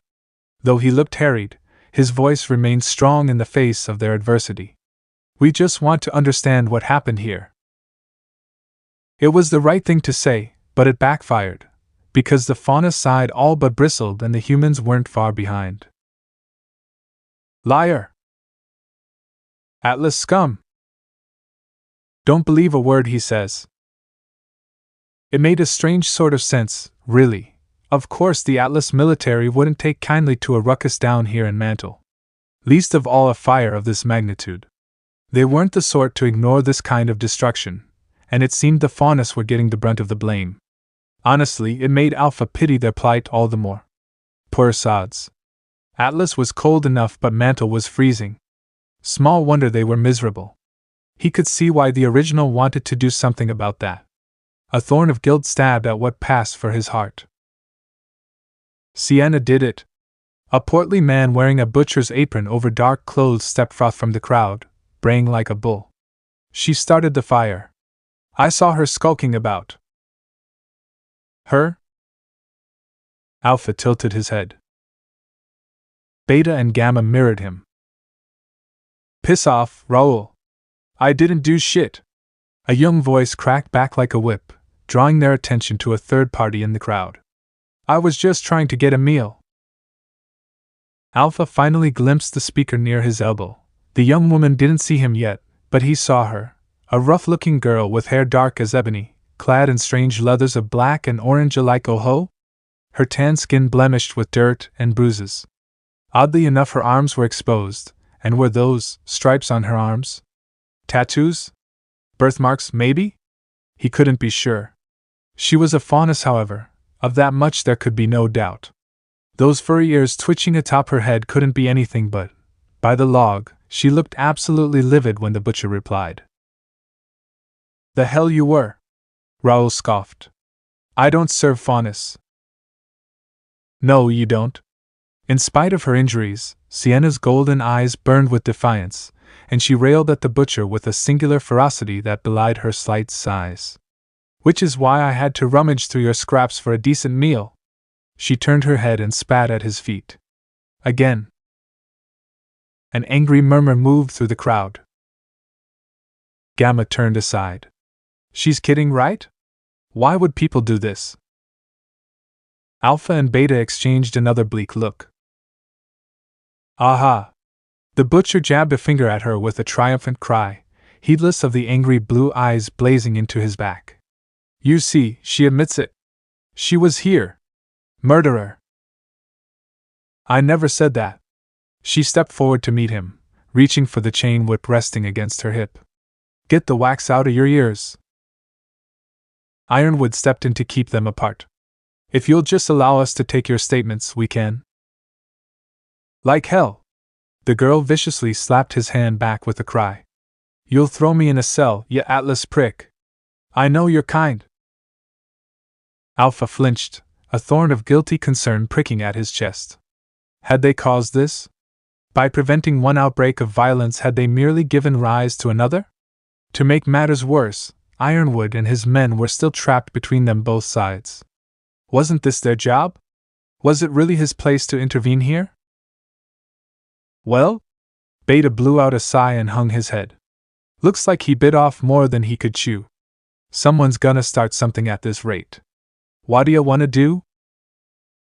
Non-lethal? Gamma chirped, poking his head between them. Fine. Don't hurt them too badly. Alpha rolled up his right sleeve. They're just ordinary people. Most of them probably lack aura. We don't want to kill them. He turned a pointed gaze on Gamma. If this turns into a brawl, get the girl somewhere safe. Not the Schnee mansion. He clarified when his brother opened his mouth. Beta and I will handle the rest. What, just the two of you? You got an ace up your sleeve or something? Beta's grin reminded him of a shark. You'll see. Someone off to one side snapped off a less than pleasant slur, and everything spiraled into chaos. Then said someone raised a weapon. It wasn't much of one, little more than a pitchfork really. The tool itself didn't matter a bit. The act behind it did. It was like setting a match to a dry field, and his actions were the spark to ignite them. Hand her. It's all her fault. Yeah. Kill the fauness. Raoul lashed out. So did Sienna. Without thinking, without thought, Alpha seized the young girl by the wrist and yanked her back. Startled, the fauness cried out, only to find herself flung into the ready arms of Gamma. In the same moment, Beta stepped forward and thundered a metal fist right into Raoul's meaty face. For all his earlier bark and bluster, the butcher dropped like a sack of potatoes. All the world went silent, and it was into this silence that Alpha spoke. That's quite enough. Killing intent flooded his words and throttled any response those in the crowd might have given. Something ugly reared its head in the back of his mind again. Sheep. They acted strong in a herd, but throw a few harsh words at them and they cowered like the cowards they were. Have you lost your minds? Gamma's words shattered the silence between them and brought him back to himself. You can't just execute someone like this. It's not right. I have a name, damn it! Sienna shouted in his arms. Yes, you do. Beta patted her head. Now shut the hell up. Hey! Freaking fauness. Raoul groaned at their feet and tried to rise. Beta kicked him to make sure that didn't happen. The military man Ironwood? stepped up to lay a hand on Alpha's shoulder. He barely felt it. I appreciate your assistance, but I'm afraid I'm going to have to ask. Alpha shook him off. You. Shush. We. Are. Talking. An uncharacteristic ember of anger ignited deep in his chest as he turned his gaze back to the crowd, at their fear-stricken faces. Perhaps the captain was trying to do his job, but these people, they wanted a scapegoat. Someone to lash out against, someone to blame for all their fear and misery. In their eyes, guilt or innocence didn't matter. Someone needed to be punished, and Sienna had been chosen for that role. Mob mentality at its finest. It made him sick. They should die. These folk were neither shinobi nor huntsmen. They weren't even people in his eyes. What had the original said? Come to Atlas? He would help them. Help? Them? Ha! The crowd from before might have been different, but these people didn't need help. They deserved to burn, each and every one of. Where had that thought come from? The clone's eyes pulsed red for the merest of moments before he restrained himself. Breathe, boy. Calm down. Don't do anything reckless. Shaking his head, he planted both feet and crossed his arms before his chest. Go home, the lot of you. The word emerged as a low, angry growl. You shall not pass. Beta stepped up to join him. If you want to fight that badly, then you'll be fighting all of us. Got it? Someone lobbed a rock at the back of his head. Alpha sensed it, caught it in his right hand, and ground it to fine powder in his palm. Slowly, painstakingly, he opened his fingers and let the dust fall to join the fresh snow upon the ground for all to see. When he raised his gaze, no more stones followed the first. A small, silent part of him took vindictive pleasure in the fear that followed. Several civilians backpedaled. Really? A blonde eyebrow arched. We're throwing rocks now? I know the saying about casting stones, but this is a little ridiculous, don't you think? Freak! Someone cried. Go be with your own kind. Beta ducked as an empty wine bottle whizzed past his head. Hey! Alpha, meanwhile, blinked at the remark. Did they think he was a faunus? Right, to hell with this. He waved over his shoulder. Gamma, go. We'll join you later. Behind his brothers, Gamma stuck out his tongue and bolted, a struggling Sienna still clutched against his chest. Incensed at the possibility of their quarry escaping what they believed to be retribution, several humans boiled forward on one side. A group of angry faunus moved to intercept them, leaving Ironwood and his men caught in the middle. Rather than intervene, the two officers closed ranks around their captain and ushered him to safety. It was here, in this brief, beautiful moment of chaos, that Alpha palmed a trio of smoke bombs into his hands. There were only two of them. That much was true. They made all the difference. The first grenade detonated between the mobs and spewed a noxious black smog into the night. Not a heartbeat later, a second landed, followed by the third from Beta. Caught unawares and with a rapidly expanding cloud of thick haze obscuring their vision, some of the less bold civilians opted to turn tail and run rather than face reprisal. None even paused to consider who had thrown them or why. Some, perhaps too foolish or too angry to reconsider their actions, still tried to attack. Per choice, that. Alpha and Beta had no interest in getting dispelled, nor did they intend to perpetuate this farce any longer with Gamma safely away. Two trained clones with their blood up, against a ragtag group of drunk and disorderly civilians? It wasn't even a contest. Caught unprepared by the sudden onslaught, the angry civilians were quickly overwhelmed. One turned to flee and Beta created another clone and launched them at him like a missile, tackling him to the floor before he could make his escape. Alpha blinked, bemused by the ingenuity. Not a bad tactic. Still, he didn't think they had enough chakra left to make clones. Apparently Beta did. Huh. Neat. Something to remember for later. Still, after all that, the brawl, mugging, or whatever the devil this was, ended in moments. Breaking of a bit of wire from their pouches, the clones went to work subduing their fallen assailants. Beta met his gaze as they bound the last of them. Looks like the captain's got some moves. He fought pretty hard. Alpha followed his gaze and soon saw what he was grasping at. A few unlucky sods had been foolish enough to go after Ironwood and his men. Judging by the twitching heap at his feet, they hadn't fared well. One of them was wrapped up by a length of steel cable stemming from, was that a fishing rod? Who used a weapon like that? Whomever they were, they seemed preoccupied with the prisoners. Thank small mercies for that. He'd had just about all he could stand of people for today. As such, when the captain came up to them, he nearly bolted. He expected handcuffs, a reprisal for excessive force at the very least. Instead, he got a pat on the back. Well fought, the both of you. The man actually congratulated them. You two acquitted yourselves well out there. Gonna arrest us?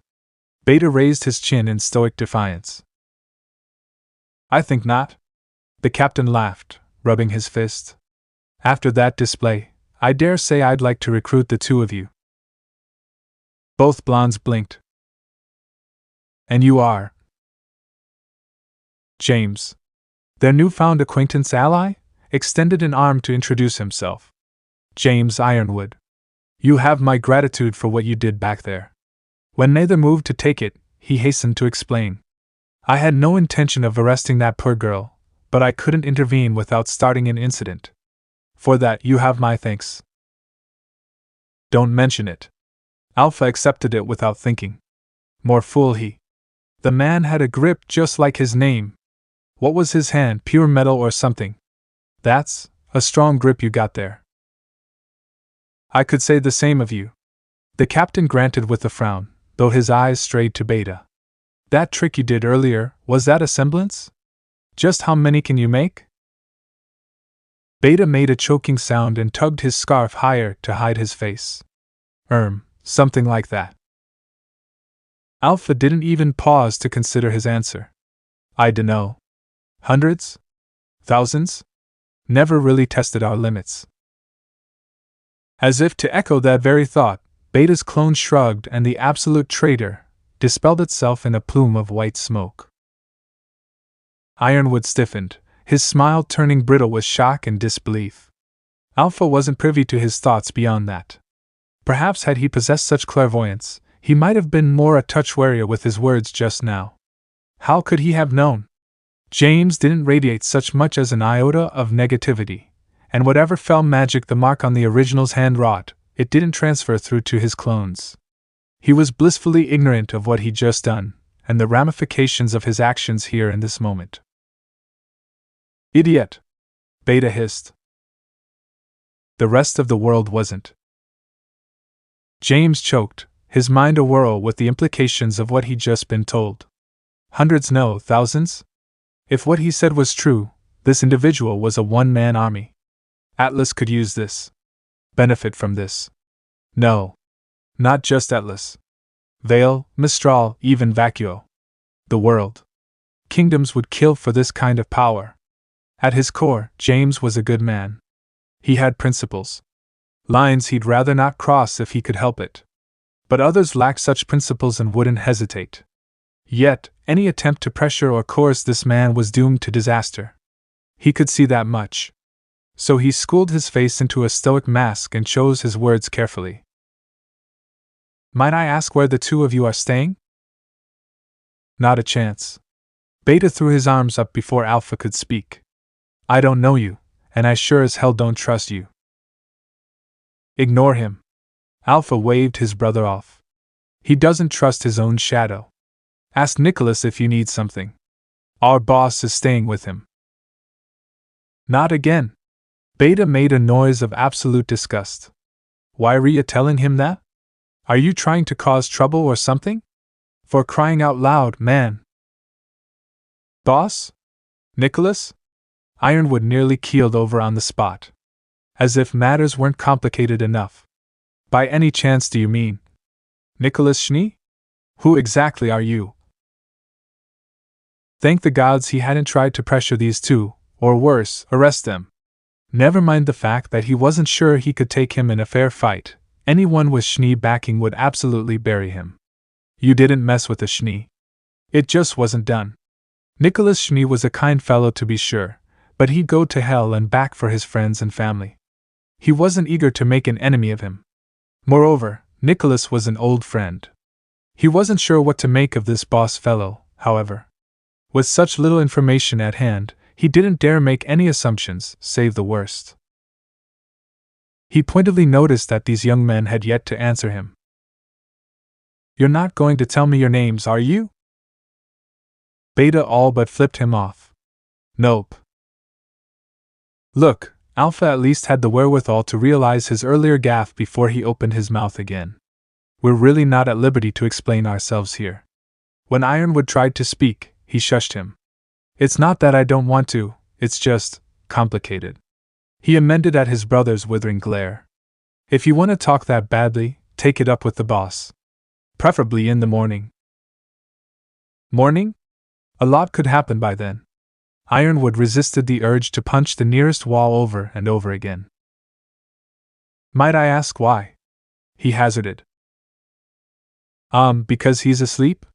Beta tilted his head. We're not him. I don't understand. The captain blinked. You're you. You're standing right here. We are, but we aren't. Alpha granted him a sly grin. Like we said, it's complicated. More than you know. Oh, for the love of... Beta rolled his eyes in response. Right, that settles it. I've had enough of this crap. I'm going back. You're leaving? Alpha arched an eyebrow. After all that? Here I thought you weren't the sort to get sentimental. You're going to dispel yourself? Just like that? Something like that. The second clone snapped his fingers. Don't give me that look. It's not like I'm leaving. Not really. I'm just going back to where I belong. Inside his head. It's where we belong. I'll see you there. Alpha tried to speak, tried to muster some witty send-off, but all that emerged was a soft croak. Why did this feel so bittersweet? Why did he care so much? He shouldn't, and yet he did. They were little more than shadow clones, mere aspects of the original made manifest. They'd gained some semblance of self by chance, nothing more. No one would know them.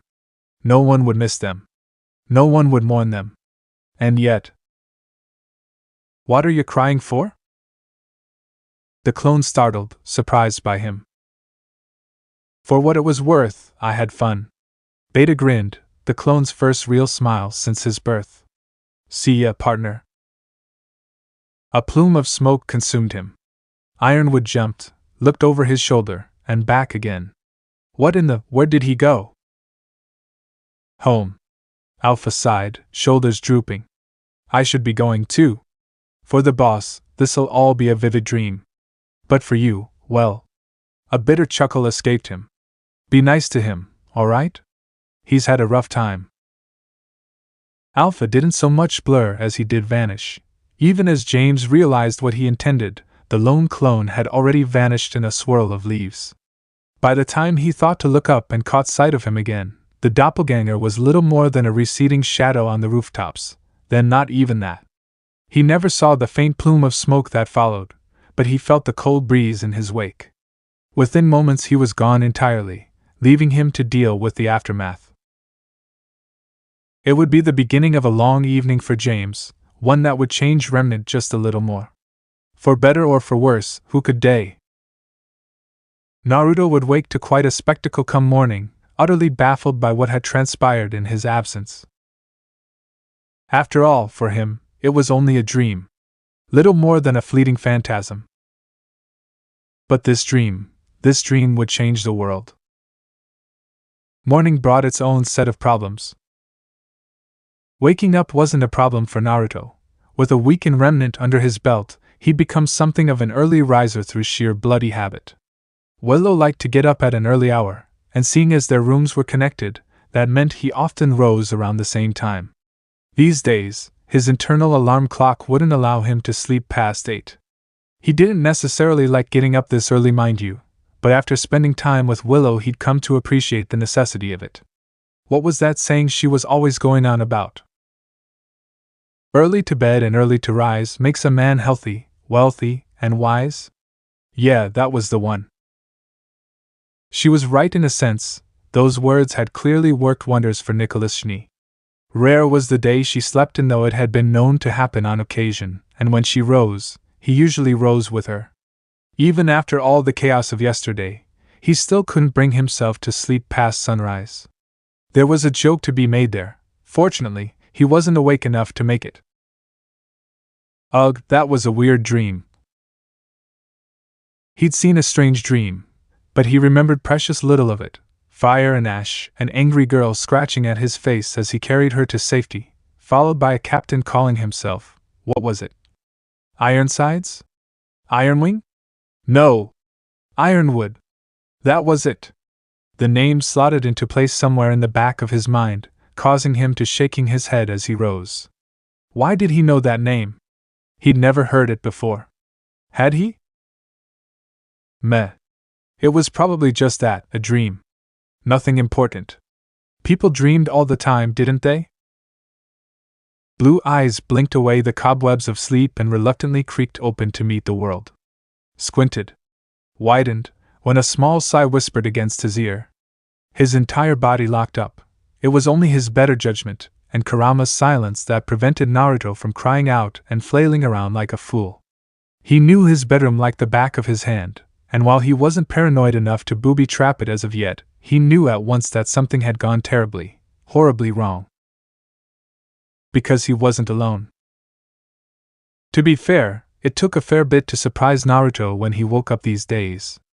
There was still that occasional moment of panic when he failed to recognize the ceiling above him as that of his old apartment back home, but he had since learned to suppress that instinct.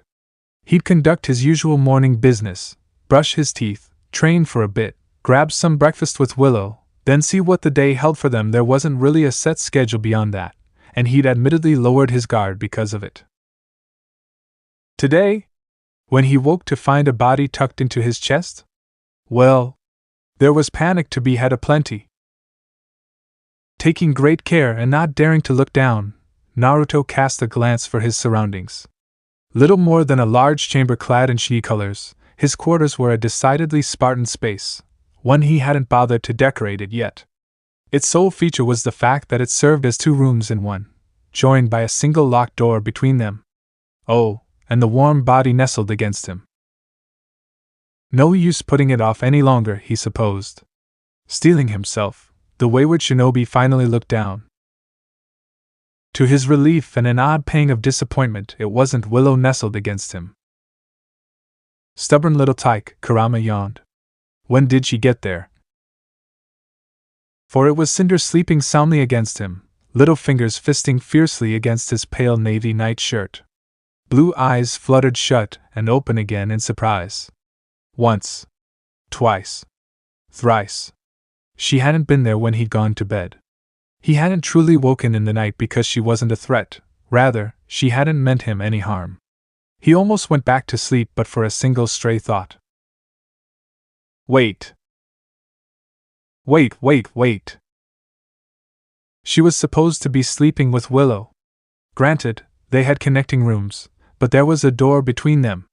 With a lock. Even in his sleep, he should have sensed her. She's a street rat. His partner scoffed. Of course she'd know how to pick a lock.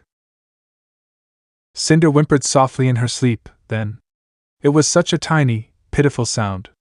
Little more than a squeak, but it broke Naruto's heart all the same. She looked thin under that shirt. Too thin. Her cheeks weren't quite sunken, but she looked gaunt all the same. Last night and a hearty meal had done wonders for her constitution, yet there could be no denying her weakness.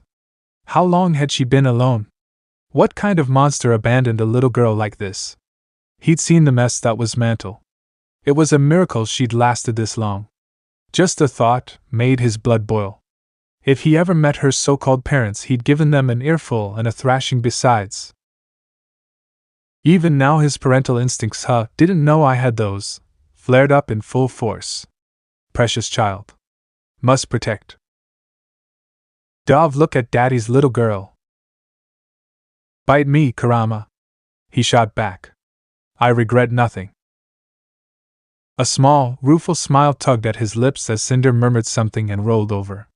Impulsively, he reached out and pulled the sheets around her shoulders. Really, adopting a kid? What the devil had he been thinking? He wasn't at the time and he didn't regret his decision for a moment, but this was all new to him. So fresh. It helped that she was just that, a child, and not a mewling infant, but he still found himself at something of a loss. He knew what not to do, of course his formative years were proof enough of that, but beyond that, he felt woefully out of his depth here. He'd have to ask Nicholas and Willow for advice. Not Summer. Definitely not Summer. While she slumbered, Naruto took the opportunity to retrieve the shinobi prosthetic from its case and reattach it to his stump. What's really was a man of his word. Not only did it still fit like a glove, but there wasn't so much as a lick of discomfort. He wasn't quite used to it, and it would take some time to truly master the vast array of weapons it produced, but he was content with it. He thought there would be a weight of some sort, that he'd be left unbalanced, but really, he barely even noticed it at all. So? He heard Kurama yawn in his mind. What do you think? I think we should get him a gift basket. Or 10. He hummed aloud, flexing his metal fingers into a loose fist as he sat back on the bed. Maybe I'll do that today. He still needs to install that grappling hook. No! No, no, no, don't go! Without warning, Cinder shouted, causing him to jump. Why? Why are you leaving me here? What? I'm not leaving? Naruto turned his head and the protest died on his lips as he found his ward asleep, little face screwed up in pain, closed eyes scrunching tightly against some unseen eldritch horror. She pivoted her body with impressive dexterity, and all but clung to him for shelter. It was only then that he realized she was having a bad dream, no, a nightmare by the look of things. The mark on his palm began to tingle unpleasantly, for reasons he didn't understand. Was that a bad thing? He wondered at it for a moment, then shrugged it off. Hey, he tried jostling his charge, it's okay. Wake up. Somehow, that only made things worse. So much worse. I'm sorry.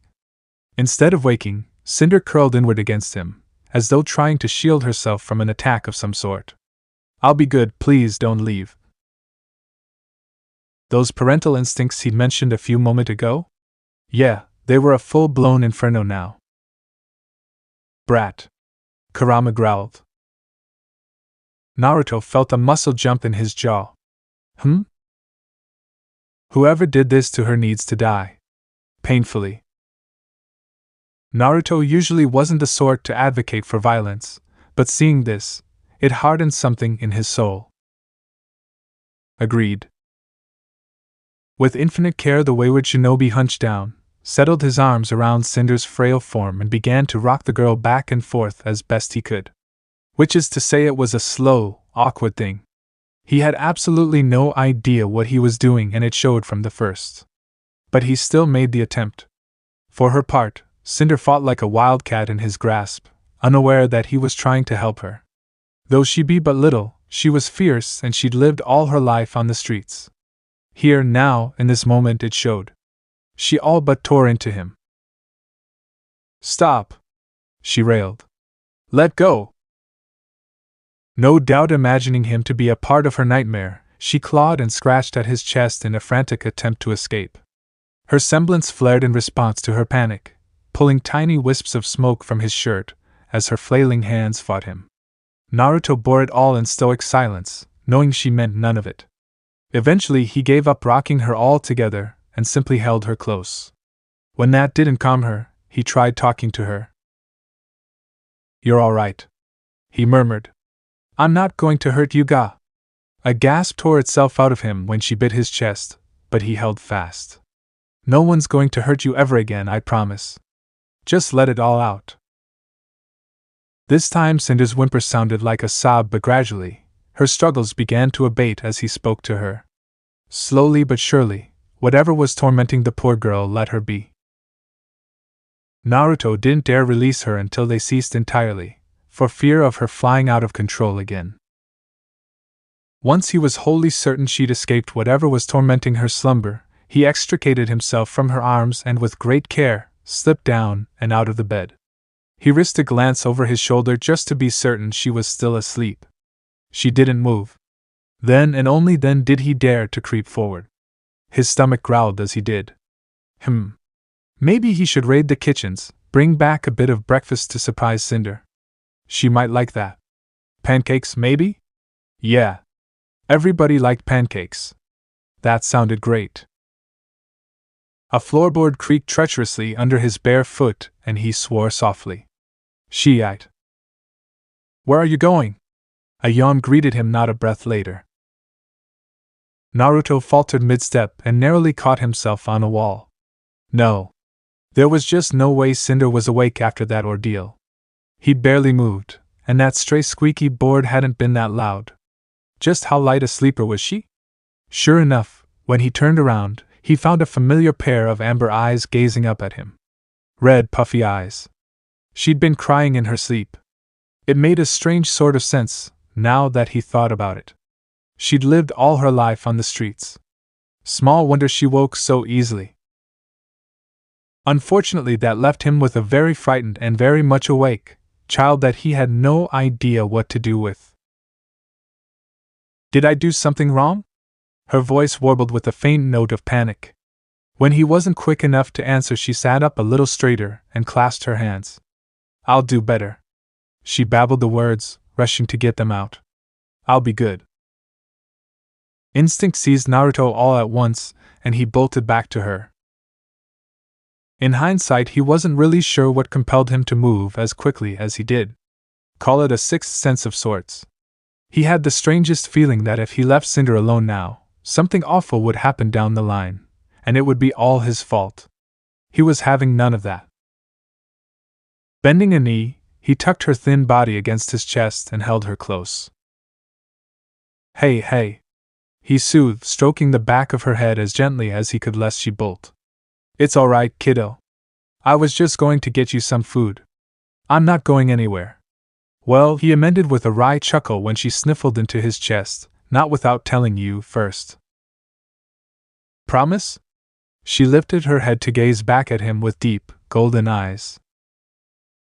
Some might have thought it an act, yet his enhanced senses told him otherwise. Even now Cinder radiated fear and hurt and pain, yet beneath it all, he glimpsed a tiny ember of hope. A small part of her wanted to believe him, wanted to trust in what he was saying. Once more he saw himself in her.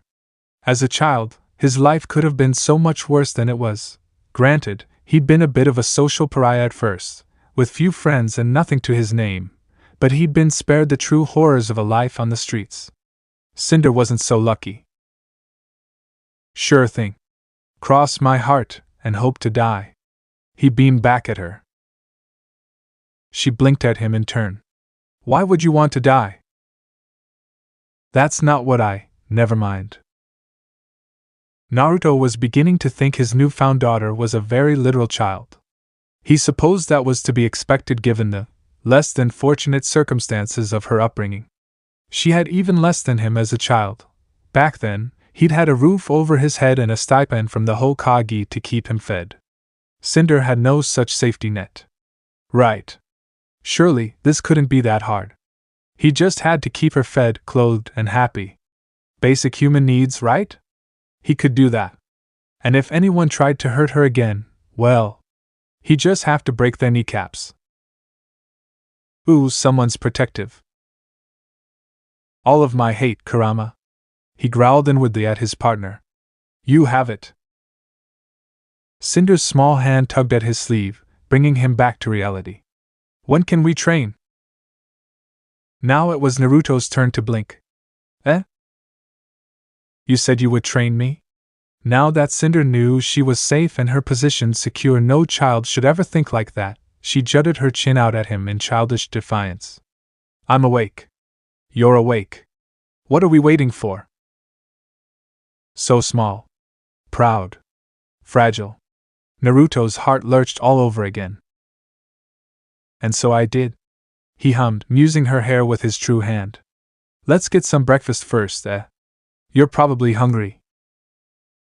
Cinder looked like she wanted to protest, but her stomach chose that moment to growl plaintively. She glowered at it as though it had betrayed her. Perhaps she thought so. In the end she relented with a frown and a nod, but still, her golden eyes burned. And then training? Fierce little thing. You bet, he said. First we eat. Then we train. Good. Her head bobbed, and that brief flicker of vulnerability vanished behind her facade once more. I need to get stronger. Naruto frowned thoughtfully, his curiosity piqued by her words. Why's that now? Because, she clambered into his lap and fixed him with a flat look. The powerful are untouchable. Nobody can hurt them. Her fingers curled angrily against the bedsheets, creating thin wisps of smoke as her semblance briefly flared. No one can tell them what to do. I want that no. That's not it. This time, there could be no denying the hunger in her eyes when she looked at him, the burning need to be more than what she was now. I need that. I never want to be weak again. Well, that wasn't ominous at all. All right, little Miss Spitfire, Naruto swore softly, I'm thinking we should set some ground rules. Wouldn't want you to go and become an Avenger when Willow and I aren't looking. What's an Avenger? The mark on Naruto's hand pulsed painfully, drawing a grimace from him. Something you don't want to be, trust me. Fine. I'll listen to you. Cinder scowled and adopted a pose not unlike one he'd seen Willow use. No doubt she meant to sound and look imposing, but it emerged as a whine. It also stirred a less than pleasant thought in the back of Naruto's mind. Something had caused that nightmare. Someone. His temper sparked just thinking about it. He wanted details. What kind of monster threw their own daughter into the streets and left them to fend for themselves? And so he ventured the unspoken question. That was quite the nightmare you had. You all right? Cinder stiffened, only just now noticing his ruined shirt, but she didn't speak. Naruto took the chance to press the advantage and asked the burning question. About your parents. What about them? Her eyes darkened dangerously. They lied to me. They left me. I hate them. I hope they're dead. They did, and you probably do. His head bobbed in agreement as she leaned back against his chest. I can't say why they did that to you. She hummed softly as he began to stroke her hair. I didn't know them. But that is to say me and Willow won't leave you. He patted her hand once for emphasis. We're on your side. We'll never betray you. I want you to know that. He wasn't all surprised when she held out her hand, one finger curled before them. Pinky promise. Now. But he was amused. Very much so. Naruto's mouth twitched. In that moment was all he could do not to laugh. His shoulders visibly vibrated as he fought down a snicker. He mustn't chuckle. Not here. Not now. Not even a little. She tried too hard to act like a grown woman, when in reality she was little more than a child. Her true nature tended to shine through more often than she thought. He could have teased her about it, told her act her age, any number of things. Instead he curled his finger around hers. Pinky promise. Now then. His words drew a small, shy smile from her. What say we? She ran away. Before he could hope to speak further on the matter, the door to Willow's room burst open with a mighty shout and a thunderous crash, causing them both to jump. Not a heartbeat later the Schnee herself swept through, clad in little more than her nightgown, and little else. Naruto felt his throat go dry. He'd never seen her exposed like this did her no justice. Even with bleary eyes and hair tousled from sleep, she was a beauty to behold. Her gown did precious little to conceal her undergarments, or the pale skin and flowing curves beneath, nor the slender expanse of her long legs. It was a veritable feast for the eyes, and his eyes wanted nothing more than to drink their fill. No! Bad eyes. He shook his head and wrenched his gaze away. Treason! Treachery! Arctic orbs swept over him. Thankfully, she found Cinder in his lap and the concern in her gaze melted like so much ice. So this is where you were? She frowned, planting one hand on a hip. It did interesting things to her gown. You were supposed to stay in my room. Papa's stronger than you. Cinder leaned back against his chest and spoke with the absolute certainty that only a child could possibly possess. I felt safer here. Naruto wheezed. Papa. Just hearing it again made him weak. By comparison, Willow's reaction proved more muted. Is he now? The heiress arched a pale brow at him. Well, we'll just have to test that in the yard, won't we? Yes, please. Cinder perked up. Oh dear. That much had already been planned, but for some reason, he had a bad feeling about it now. Willow could tolerate many things, but she loathed being called weak. Cinder had all but called her out just now, and his silence didn't help matters any. Then there was the elephant in the room. Naruto sighed. Before that, we have a problem. What? Willow frowned at him. What wrong with you? Not me. You. He gestured at her state of undress. Maybe you should put on some clothes. Willow's eyes flashed right, then left, and finally down. He saw a spark of comprehension dawn in her eyes. What do you, oh. At that very moment Willow's mind finally caught up with her mouth. She realized where she was standing. What she was wearing. Who was watching. Her lips parted, mouth hanging open to form a small perfect oval as her eyes widened spectacularly. A deep cherry-red flush crept up the back of her neck and crawled across her pale visage. She started to sputter in quiet consternation and Naruto tensed, sensing the inevitable explosion that was to come. No, not an explosion. An avalanche. Willow looked like she was about to panic, snatch up every pillow in the room with her glyphs, and bury him with them. A week ago Naruto would have ducked and taken it like a louse. Now? His mind knew better. Words spilled from his lips before he could think to hold them back. Why are you getting all flustered for? He tilted his head. You look good. Shit. He hadn't meant to say that aloud. Still, it saved him. It was like flicking a switch. Whatever anger Willow had managed to muster guttered out at all at once the moment she heard those words. She went terribly still and her blush deepened, a fresh surge of heat flooding her cheeks to turn then a bright shade of pink. Her back arched, and with every fiber of his being, Naruto willed himself to meet her eyes and not look elsewhere. To do so now meant death. Of that much he was certain. Blind bloody luck had given him an out this time, and he was determined to take it. Really? As he looked on, his false fiancée touched a hand to her face and looked away, mumbling softly to herself as she draped her right arm around her waist. Well, I suppose it can't be helped. I did barge in on you, and it's not as if you're at fault for that since we have appearances to maintain, and oh god, you could grind meat in those. Her eyes drifted lower, to his open shirt, and the rest of her words dissolved into gibberish. Now it was Naruto's turn to blush. When her gaze finally rose back to his, he wasn't prepared for the slightly glazed look found lurking there. Hunger.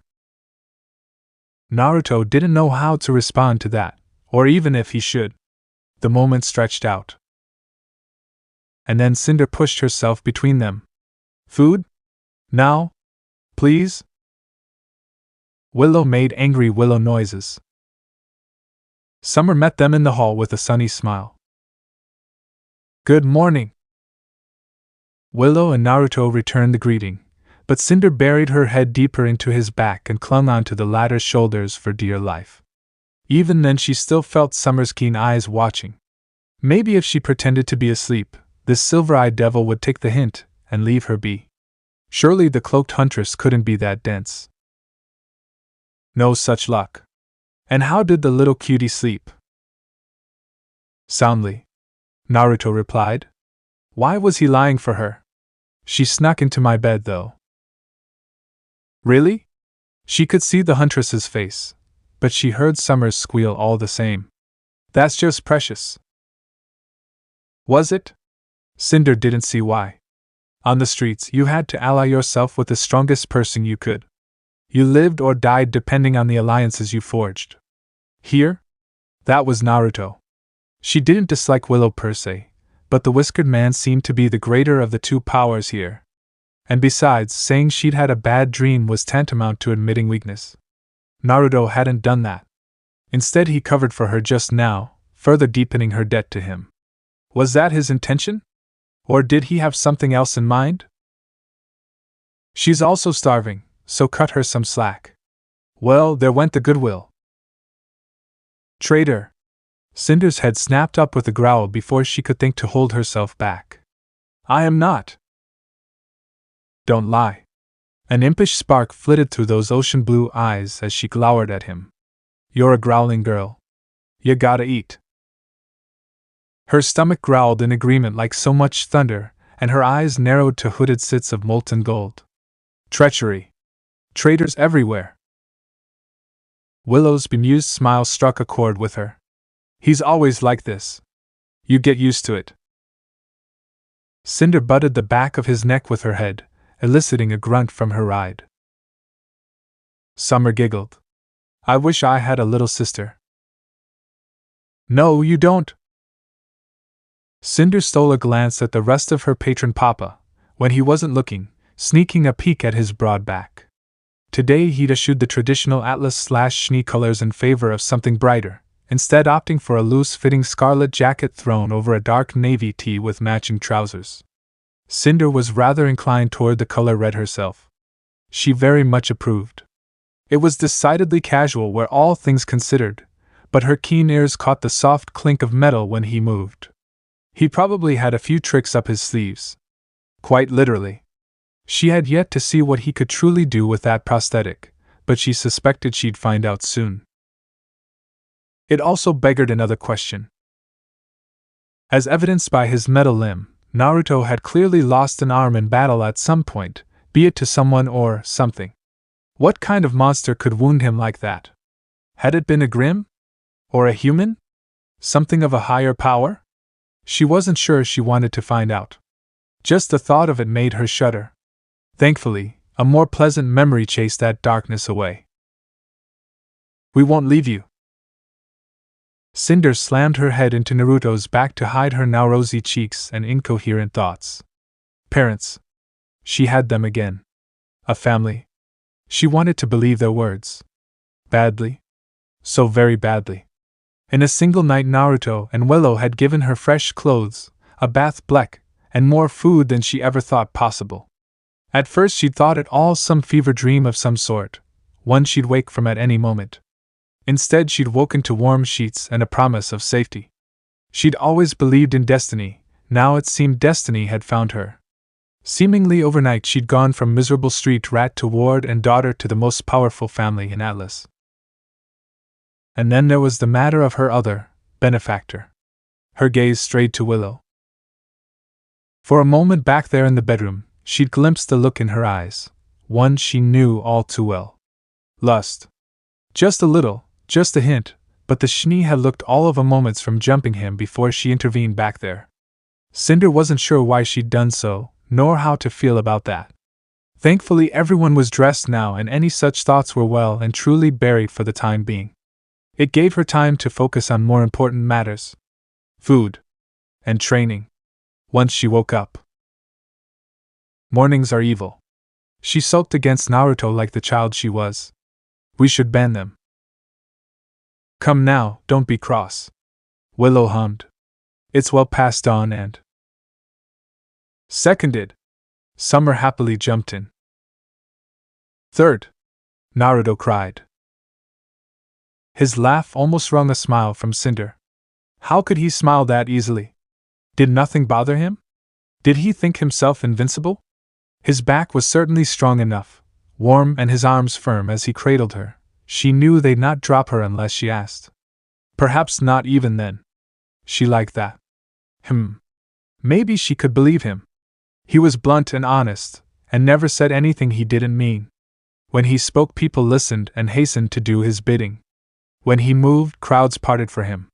Was it possible to learn such power? She wondered if she could, Children, the three of you. Willow flung up her arms in exasperation and Cinder realized she'd missed something. Honestly, it's like herding a bunch of cats. Does that make Cinder a kitten then? Naruto posited with a cheeky smile. Willow squawked at him, and he took her elbow with good grace. Unfortunately for him, Cinder misinterpreted his words. Weak, was she? Oh, she'd make him regret that. Sensing an opportunity to sow chaos and gain sweet, sweet vengeance, she pounced on it in a fit of pique. Mock her, would he? Well, she'd show him. Gripping onto him with her legs, she pivoted with her little hips and reared back. A look of comprehension dawned in Summer's eyes and flashed across Willow's face, but both held her tongue as Cinder bared her teeth, lunged forward, and chomp. Gak?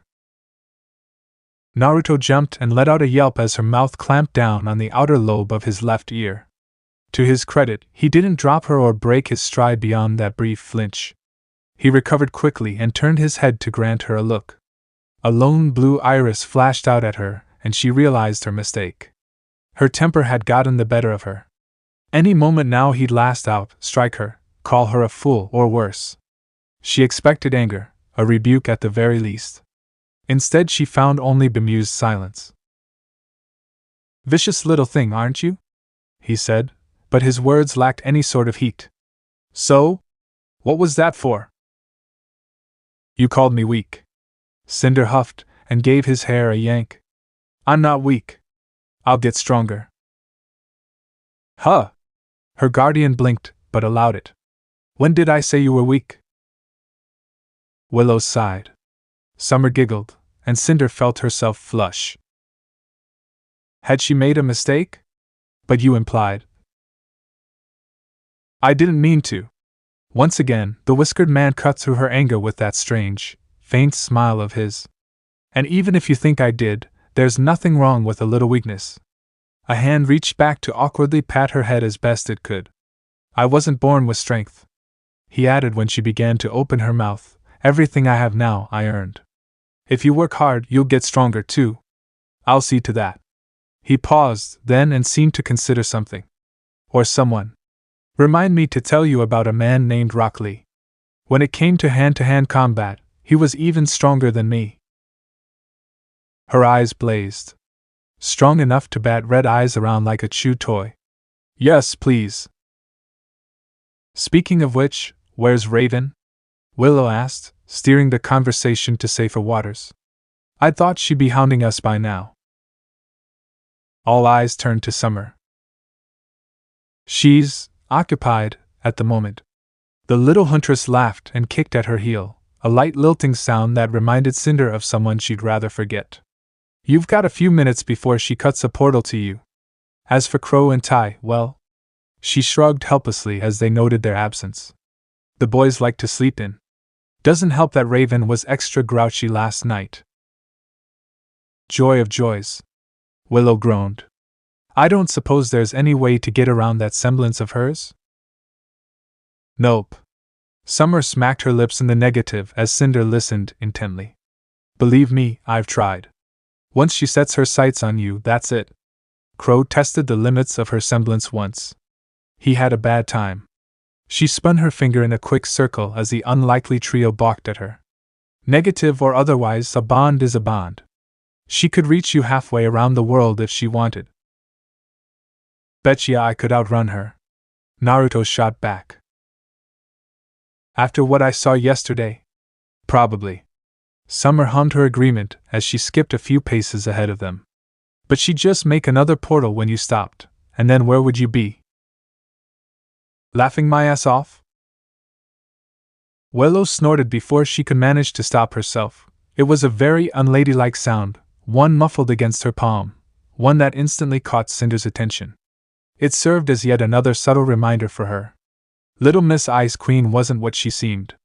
She liked to play the high and mighty heiress, but as Cinder had seen last night and saw again now, Willow really wasn't all that scary. No matter how she might wish to think otherwise. Cinder knew how to read people. The Schnee wore a mask in the public eye, a masterfully crafted facade that she only lowered when surrounded by friends and family. She was an actress. A very, very, very good actress. Another thought occurred to Cinder just then. Naruto had promised to train her up sure enough, but there were tricks Willow could teach her as well. Tricks he didn't know. Neat. Her stomach snarled at her then, reminding her of the distinct lack of breakfast for the last 5 minutes. Just how long was this hallway? Food. She growled. Now. Naruto groaned. Right. Then training. Who? Mind if I join you too? Summer hung back to match her pace with his, uncaring of Cinder's glower. It's been a while since I had a good spar. It was like flicking a switch. Cinder squeaked softly as Naruto abruptly shifted his grip on her and boosted her upward. Somehow he managed to swing her atop his shoulders with his natural arm, forcing her to hold onto his hair for dear life, only to immediately pivot and all but clutch his shinobi prosthetic to his chest. She hadn't been present for yesterday's display, but there could be no denying the look of abject horror on his face as jumped backwards. It wasn't fear for himself, but fear for something else entirely. Back! He hissed at the huntress. Back, foul creature! Back to the pit from which you came! Cinder nearly lost her grip and tumbled from Naruto's shoulders. Summer's reaction was nothing short of explosive.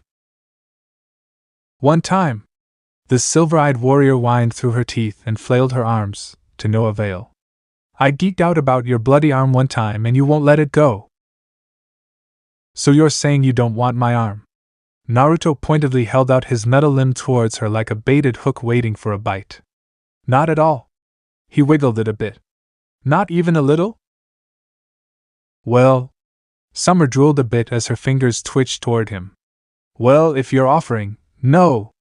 She cried out as he yanked it back out of her reach. Wait! You tricked me! I didn't mean it like that! Now that I think on it, you did try to jump him yesterday.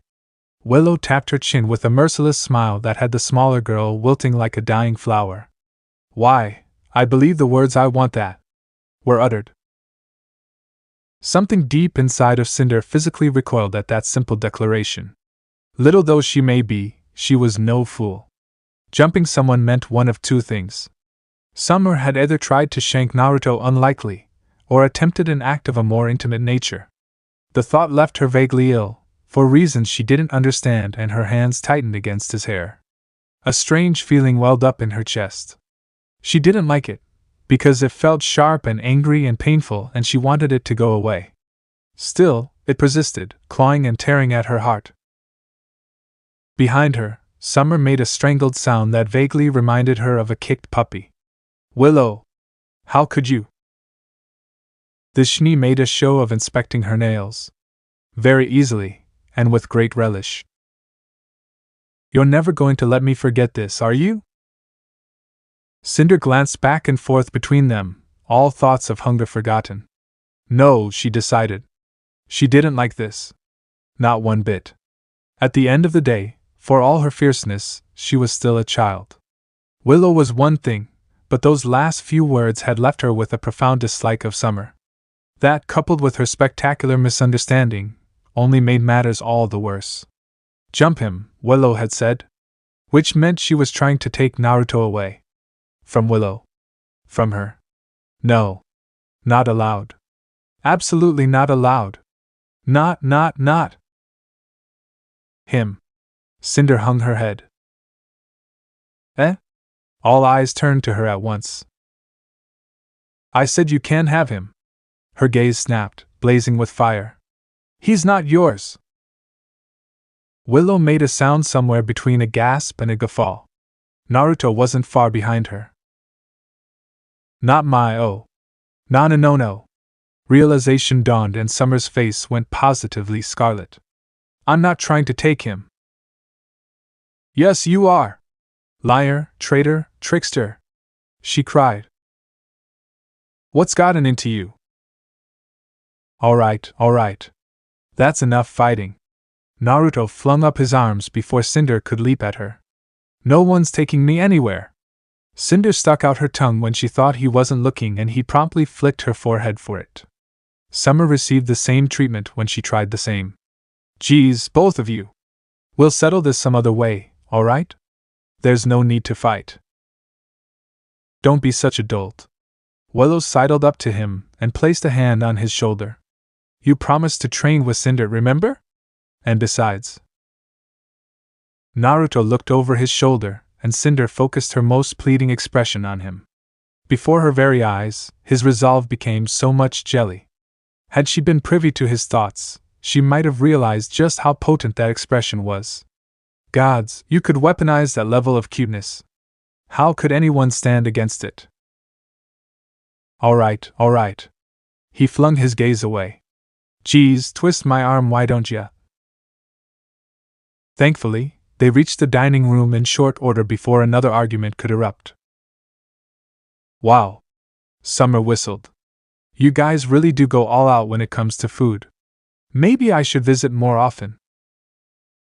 Willow elbowed her, but otherwise didn't challenge that statement. She was right in a sense. Though it was much as it had been last night, the delightful aroma wafting from the main table was completely foreign to Cinder. She gasped, once again taken aback by the sheer volume of food before her, if only because she hadn't thought it possible to surpass last night's feast. She'd been wrong. Apparently the chefs of the Schnee household were determined to outdo themselves for her sake if nothing else, for a veritable feast lay before her. Waffles, pancakes, bacon and eggs, oh my! And juice. Actual juice. Not at all like the brown, murky water she'd been forced to drink down in Mantle. Her stomach growled at the sight of it, and she began to squirm restlessly on Naruto's shoulders, drawing a light laugh from her guardian. Looks good, yeah? He knelt down, and she promptly hopped off his back. Go ahead, pick whatever you like. And she did. Cinder all but snatched up a plate and dove at the table, heedless of the pitying eyes at her back. Within moments she'd heaped it full with pancakes, bits of bacon, and eggs. After some consideration she grabbed a bottle of syrup and drizzled it all over the messy amalgamation she'd made. Only then did she turn to find Naruto, Willow, and even Summer balking at her. Why? Had she done something wrong? Did I make a mistake? Suddenly, she felt terribly small beneath their gaze. Is it alright if I eat all this? You poor thing. Willow drew her into a hug, and for once, Cinder didn't resist. Of course it is. And the sooner you eat, the sooner we can go outside. Naruto reassured her. I dunno, Summer hummed, that looks like an awful lot of food. Cinder attacked her plate like a rabid Beowulf. Say what you would about Naruto, but he knew how to motivate people. Willow Schnee? She was feeling particularly motivated at the moment, but for a different reason. At first she hadn't been quite sure why. She wasn't particularly angry at anyone, Naruto, or even herself. But with time and breakfast, she'd come to a bitter conclusion. A realization, if you would. It had come to her while she'd watched Cinder devour her meal.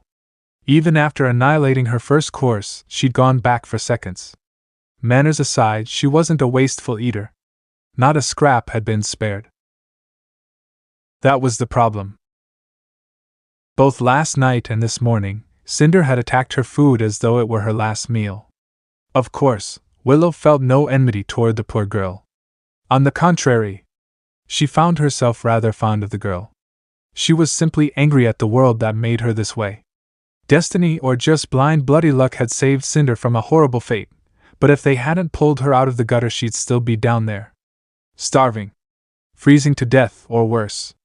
No child should suffer like that, but the world was an awful place, and even as a Schnee, her influence only reached so far.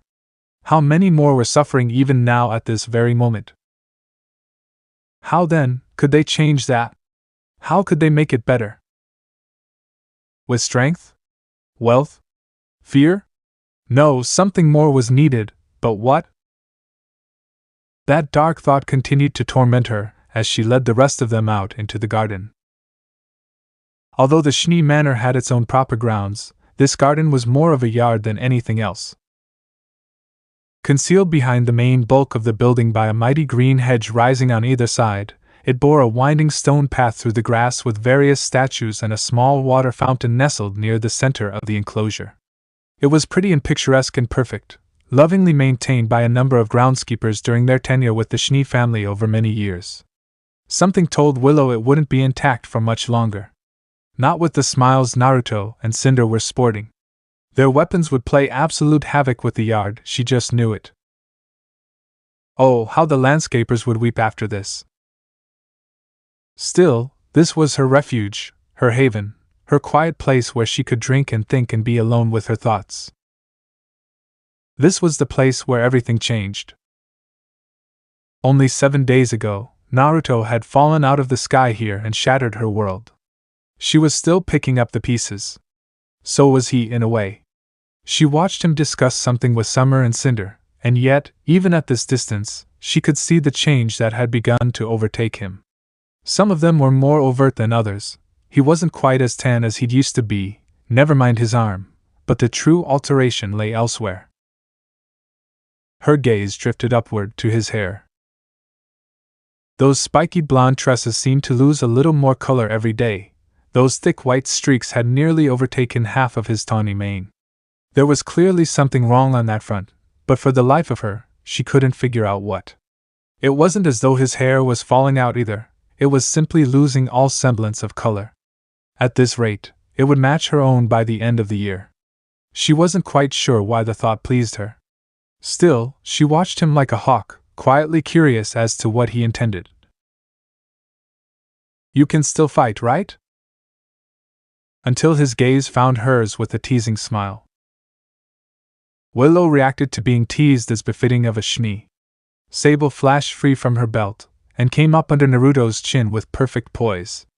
He could have dodged or disarmed her any number of ways, that he didn't spoke much of the trust between them. Unfortunately, it did little to soothe her nerves. If anything, it reminded her of their first meeting. Would you care to repeat that question, good sir? She purred softly. Or do you require a demonstration? Not at all. Naruto laughed, and her frigid anger thawed in its light. You've more than made your point. I give. Heat crept up the back of Willow's neck as she lowered her weapon. She knew what Naruto was doing. He was distracting her, doing his best to lighten her mood. He'd succeeded. While her heart didn't exactly feel light at the moment, she felt decidedly better than she had a moment ago. Didn't stop her from kicking his knee, though. Can I learn that, Mom? Cinder posited suddenly, the thing with the saber. Not the kicking. I know that one. What? Willow sputtered in a fit, startled to find herself the undivided focus of the girl's attention. You want me to teach you? Summer cooed softly when Cinder nodded. Naruto clamped a hand over his mouth to stifle his snicker. It was all she could do not to stick them both full of holes. Damn her. Damn him. Damn them both. Never mind being called a mother. By the brothers, she wasn't ready to hear that again. You can learn weapon tricks later, kiddo. Thankfully, it was Naruto who swooped in to save her. For now, let's start with the basics. But I already know those. She balled her hands into fists and stomped a foot. What the point? Because they'll make him better. Summer sidled up to her before she could offer further protest. Trust them. They've got your best interests at heart. For a fleeting instant, Willow wondered if Cinder would tell the silver-eyed warrior to sod off. Incredibly, she relented. Fine. She huffed. As far as ideas went, Willow didn't think this a bad one. While Cinder was certainly tough enough to survive the streets of Mantle, the poor girl clearly wanted more than mere survival. She wanted to thrive. To win. To be the very best, like no one ever was. Naruto seemed inclined to grant her wish, for reasons she didn't understand. It was admirable in its own way. For all his bluster, he had a gentle heart, and it was best to start from the ground up when building a solid foundation. Still, this was his idea of training? All right, then. Naruto clapped his hands, producing a sharp pop. It would seem our resident birdie won't be joining us today. So let's get started without, shall we? Premiere Cinder. To her credit, the girl didn't need to be told twice. She all but bolted to his side. That a girl. His hand descended on her head and mussed her hair affectionately. Now then, first things first. What did you say your semblance was? She scuffed a foot against her heel. It's not a strong one. I'll be the judge of that. Naruto tilted his head. Go on, show me. It's hard to explain, she answered plainly. It's kinda like heat, but it isn't. Not really. Naruto gestured grandly, and after a moment of hesitation, the youngster reluctantly granted his request. Cinder stretched out a hand and focused upon it, her little face scrunching up with effort. A tiny flame ignited into her palm beneath her gaze. She forced her fingers into a fist around it, and glared at it until it crystallized into a glass dagger. It was the first time Willow had actually seen it firsthand. Remarkable. Well, Naruto blinked, somewhat astounded. So you can use fire. Think I've got some ideas. Cinder perked up beneath those words. You don't have chakra, but I'm pretty sure you could use some form of fire jutsu. I've seen quite a few, but they're kinda dangerous. You started without me.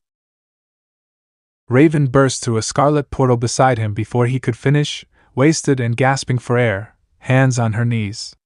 Her expression proved nothing short of thunderous, and for a moment, just a moment, Willow considered flinging a glyph at the bloodthirsty girl just to provoke her into a fight. She could probably take her if it came to that. No, she knew she could. Raven was dangerous, but that semblance of hers did her no favors. Not here. Oh, great. Naruto seemed to share her sentiment. Look who decided to join us. Willow sighed. Cinder groaned. What kept you? Summer, as ever, seemed oblivious to their irritation. Ajpin. The ex-bandit spat the name as though it were a curse.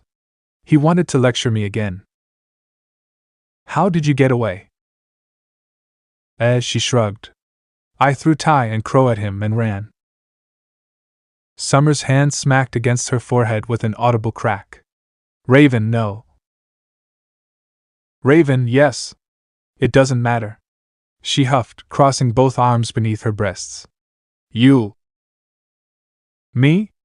Naruto feigned an innocent blink when she stabbed a finger at him. Whatever did I do this time? Yes, you. Those blazing bloody eyes locked onto him with frightful intensity. And you know damn well what you did. Tell me your secret. How did you get this strong? Naruto didn't so much as bat an eyelash at her petulant display or her pitiful attempt to cow him. He certainly wasn't flustered by it. Good. He had standards. That knowledge warmed Willow more than any words, but she chose not to speak them, for now. Instead, she watched his stance, saw it shift from a lazy slouch to determined poise as he squared his shoulders. There is no secret. Subsequently, he rolled them in a slow shrug. I got where I am now by training. Nothing more, nothing less. What kind of training? Raven challenged. Willow saw his smirk and bit back one of her own. She knew full what he was about to say. Push-ups, sit-ups, and plenty of juice. Yup. Somehow, she'd expected that. Raven, not so much. Why you? Summer snorted. Cinder joined her, and it was the straw that broke the camel's back. Omen flew free in a bloody arc and Naruto danced away when it swung at his throat. His counterattack was vicious and fierce. A single sweep of the legs unbalanced Raven and left her open to a counterattack. Then several somethings found her torso and sent the brash girl sprawling to the grass. There was no transition from one moment to the next. One moment Raven was in the air, the next, she found herself eating dirt. Willow blinked. She hadn't even seen those attacks, and there had been more than one at the end there. Connect properly, such was the speed behind them. Had they been punches? Kicks? Something else altogether? She didn't know, and the lack of knowledge frightened her. Well, that was worrying. Not so, Cinder. She clapped appreciatively. There's your first lesson. You've got a bad temper. Naruto mused, watching Raven gasp for air.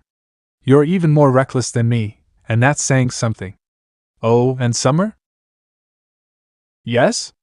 The girl in question perked up when he called his name, white cape fluttering in the breeze as she turned to face him. Can we start already? That depends entirely on you. Blue eyes rose to meet silver. Narrowed. No molesting my arm. No touching. She pulled a face at him and stuck out her tongue. Boo. Hiss. Spoil sport. Then his gaze turned to Willow. Something in her flinched, and she immediately slapped it into oblivion. What was she afraid of? Naruto wasn't a bad person. Skilled perhaps, dangerous certainly, but not to her. No. Never her. He had proven himself time and time again, both in Atlas and Mantle. That display had just startled her. Yes. That was it. Surely it must be. She still enjoyed his company, and her heart fluttered when he smiled at her, and oh dear, he was smiling at her right now. Right then. Shaking her unease off with her pale coat, she willed herself to meet his eyes. Shall we begin? Raven growled into the dirt, but nevertheless managed to scrape herself off the grass. Points for effort, she supposed. Fine by me. Naruto shrugged restlessly and began cracking his knuckles. If you want. I'm not a very good teacher, but I guess. Cinder's pleading stare seemed to sear his soul, and he trailed off in quiet consternation. Summer absolutely squealed. She's just too cute. I'm gonna die. Stop that. He flung up a hand to shield his face. I'm not chickening out. It's just, I don't know, come at me, or something. Willow sputtered. I beg your pardon? I said come at me. Naruto blew out an exasperated breath when she glared at him. Like I said, I'm not the best teacher, you know? Cinder sighed. I can't teach anyone anything until I've got a measure of their skills.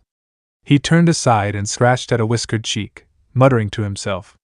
I mean that or push you off a cliff, but I don't think that'd be a good idea. Damn it, Jiraiya. You want to fight all of us? Summer piped up, silver eyes wide. At once? Yeah? Naruto shrugged. Willow could see he meant no malice by it, he simply spoke the truth. Raven he knew how to handle. She'd challenged him more than enough for him to get a feel for her style. Enough to all but knock her into the dirt, certainly. As for Willow herself, he certainly knew hers somewhat due to their time together. Summer was the only mystery here for him, and he didn't think of her as a threat. Cinder, well, he could build upon the foundations of what she already knew, but something told Willow that would be a task in and of itself. She should have known better when Naruto started laughing. I've got it! A fist smacked into his open palm. All four of you. Work together and try to take me down. Let's avoid using dust, though. I don't want to be blown up. Again. Willow winced. Once. She'd messed up once during a spar and he lived to tease her about it. All right. Summer chirped happily, all for the idea. It's been a while since Willow and I fought together. You're going down, Whiskers. For a fleeting moment, Naruto's smile reminded Willow of a shark. If you say so. Did he truly think he could defeat the three of them together? Never mind little Cinder. Facing three skilled huntresses, even if she technically wasn't one as a united force, was recklessness at best. Suicidal at worst. Yet that smile never once wavered. Was it confidence or arrogance? Somehow, she suspected the former rather than the latter. Raven sulked. I don't need their help. You really do. Cinder snorted. What was that, brat? Naruto didn't make an effort to stop them from squabbling with one another. He simply closed his eyes and exhaled. In hindsight, Willow thought it seemed a silly thing to do, She nearly thought he'd intended to fight them with a handicap. But no, after what felt like an eternity, he opened them again. When he did, those baby blue irises were nowhere to be seen. Gentle golden orbs gazed out at them with flat pupils, framed by orange at the edges, narrowing now in thinly veiled amusement.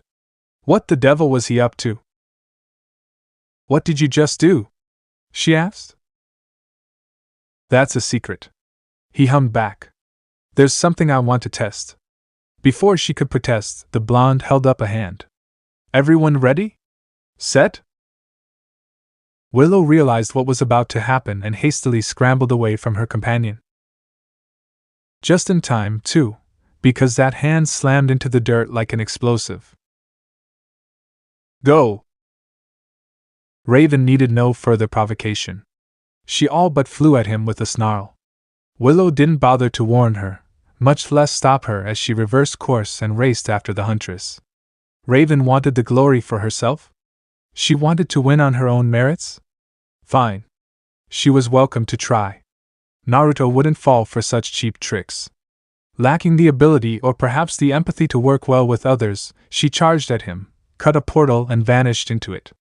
Summer attempted to leap into it after her teammate, only for that swirling scarlet gateway to close right in her face. She landed awkwardly and stumbled. Raven, what the hell? Naruto palmed a brace of sharpened kunai to his right hand from his sleeve and flung them at the startled huntress, forcing her to spin and bat them aside.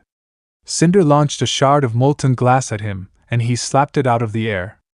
In the next moment he reached a hand over his right shoulder. Not a beat later Omen's blood-red blade burst out of the air to slash at his exposed throat. It was a vicious attack by all means, one that could have easily opened his throat if he'd been caught unawares. It did not. Instead he caught the blade in his fist and yanked it. Hard. For the first time that morning but not the last, Raven Branwen yelped in surprise. Wherever she'd been on the other side of that portal, she found herself yanked through by the strength of those arms. Raven's red eyes bored into his blue as she struggled to extricate her weapon from his grasp, to no avail. When she swung at him with her fist he caught it and wrenched the joint painfully, drawing a snarl from her. Your portals are useful, but pointless if I know they're coming. And as for you... He casually swung her around and whipped her body into Willow at breakneck speed, sending them both tumbling to the dirt. That was a nice try. He shouted back at them, but not enough. I can sense all of you. You'll have to catch me off guard. Whoops. Golden eyes narrowed and he swayed backwards as Summer's sides swept through the air where his head had been, leaving the lithe huntress to hurtle harmlessly past, and exposed. It spoke well of his restraint that a Rasengan didn't follow, nor a storm of clones, or even another storm of knives. Instead the blonde merely reached around, grabbed the trailing end of her cape, and... Gag? Summer squawked. Yanked the poor girl off her feet. Then he spun in place. Batter up, folks! Naruto cackled. And away she goes! Willow staggered up and flung a glyph at Summer just as he completed his revolution, launched her away, narrowly preventing her from hurtling out of the manor proper. Unfortunately, though it did slow her, it didn't stop her from crashing into Raven. Again. Both teammates went down in a tangle of limbs. Oh dear. Had he knocked them out? She barely had time to pity their plight before a shadow fell over her. A blurring streak of motion burned in the corner of her peripheral vision, bringing with it a sudden breeze. Bugger. Pride screamed at her to stand her ground, but instinct had her vaulting away as a metal fist crashed down against space she'd just vacated. Dirt and dust sprayed against her combat dress and pelted her legs, but rather than retreat further, she performed a quick pirouette and flicked sable at his face before he could pursue her again. For the first time since they'd engaged, Naruto was the one to retreat. She chased him, forcing the ninja to retreat as Sable saved a silver streak before her until he finally leaped to safety. Golden eyes met ice blue as he rose. You've been practicing. Noticed, have you? She smiled. Among other things. Willow felt her cheeks heat at the compliment, but refused to let it destroy her focus. Adopting a new stance, she drew her rapier before her. Raising her right arm level with her shoulder, she bent it at the elbow and gave him a fencer's salute, one he returned with a bow of his own. Sparing a glance for Summer and Raven behind her, she saw them stirring. Cinder was nowhere to be seen, likely waiting for her chance to strike. Not that she much blamed the girl. Spirits, he really had knocked them out, hadn't he? For someone who lacked aura, Naruto certainly didn't mind the near miss just now either. Let's even the playing field a little, eh? He hummed. You're free to use your dust now, if you like. A harsh clank reached her ears as he deployed a weapon from the base of his arm. Now that she looked at it, the weapon seemed to be bound to the base of the arm via a thin cable of some sort, one he detached with a flick of the wrist. At a glance she thought it a staff of some sort, but now, this was a lance, no, a spear, judging by its tapered tip. She regarded it with a wary eye. Why? Why bother to use one of his weapons now? He'd been picking them apart with nothing but his hands so far. What the devil was he up to? I trust you know how to use that? She asked. Meh, I've used a staff before. He gave the slender weapon an easy twirl to further cement his point. Spears can't be that difficult. Just gotta stick 'em with the pointy end, right?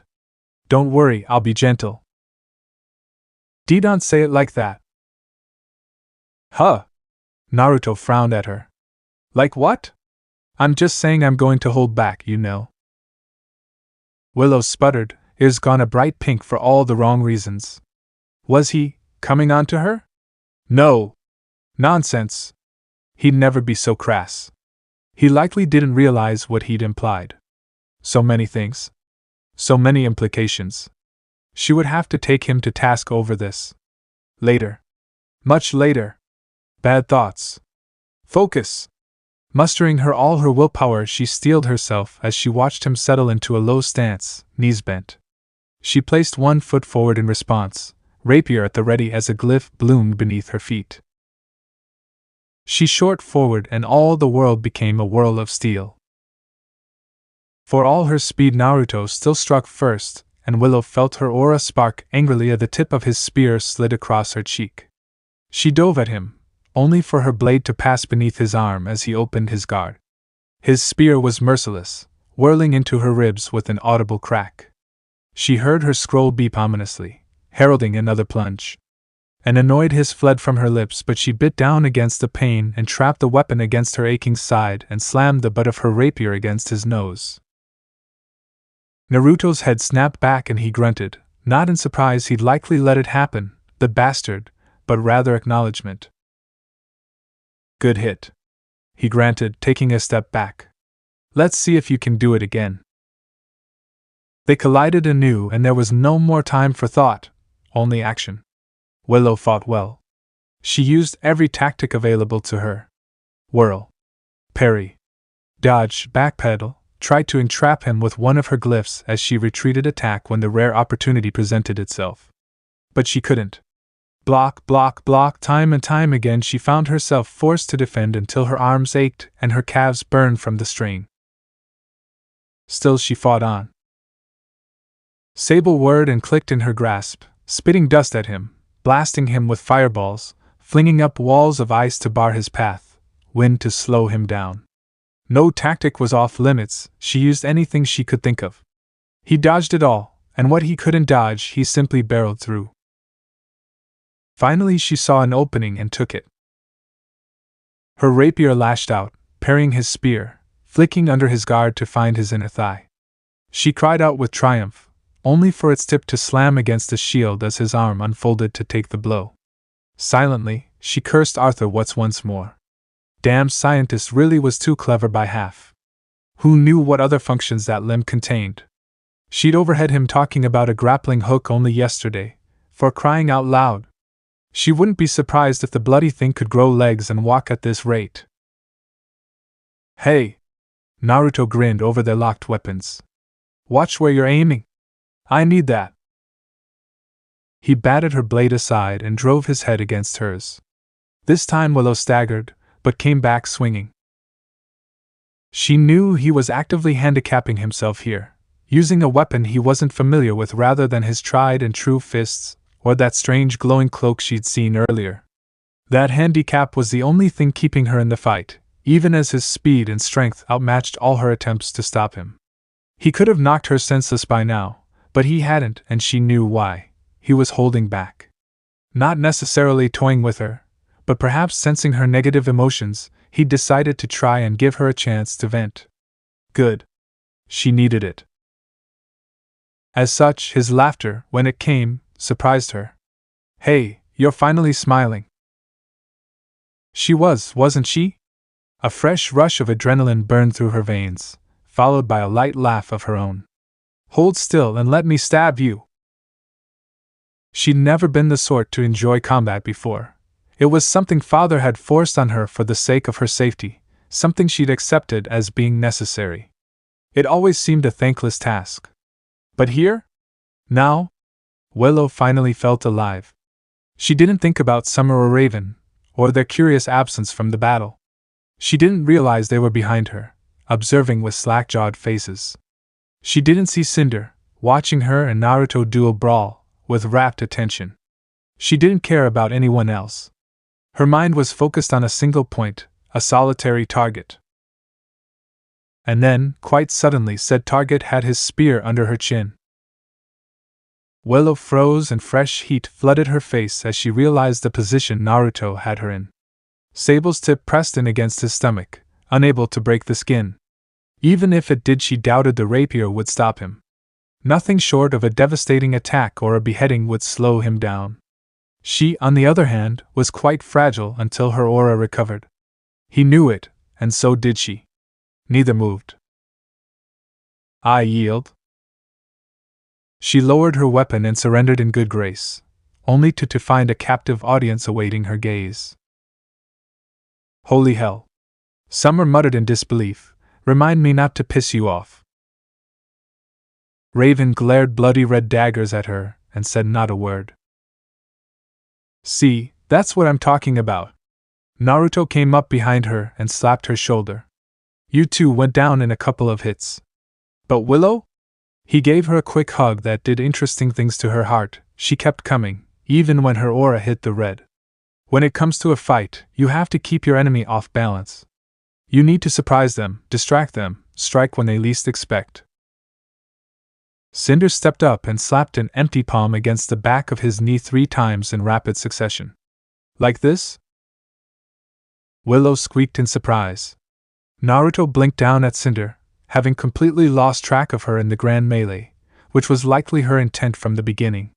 He blinked again, golden eyes fading back to their true blue as he balked at the girl who, against all the odds, had managed to startle him. Once. Twice. Thrice. Willow saw the precise moment when surprise bloomed into respect, followed by parental pride. A slow grin crept across his face, one that Cinder even mirrored in her own, nervous way. Less so when he swept her up into his arms and crushed her into his chest, chin over her head. Ha! He crowed. That's my girl. No, that is bullshit. Raven squawked and stomped a foot. I can accept the Schnee holding her own after that display, but a child? That doesn't count. Doesn't it though? Naruto retorted with a grim smile as Cinder wriggled free from his grasp. She bided her time and waited for the right moment to strike while I was distracted. He shook his head. She knew her strengths as well as her weaknesses and took full advantage of them. That's not cheating. That's strategy. He bent down to pat her head, drawing a please hum fro his charge. Come on, now. He only frowned when the rest of them sulked. If she can do it, I know you two can. Even you, Raven. Cinder smirked triumphantly and the huntress in question snarled at her. Was it wrong for Willow to feel a touch of pride for her ward just now? Just a little?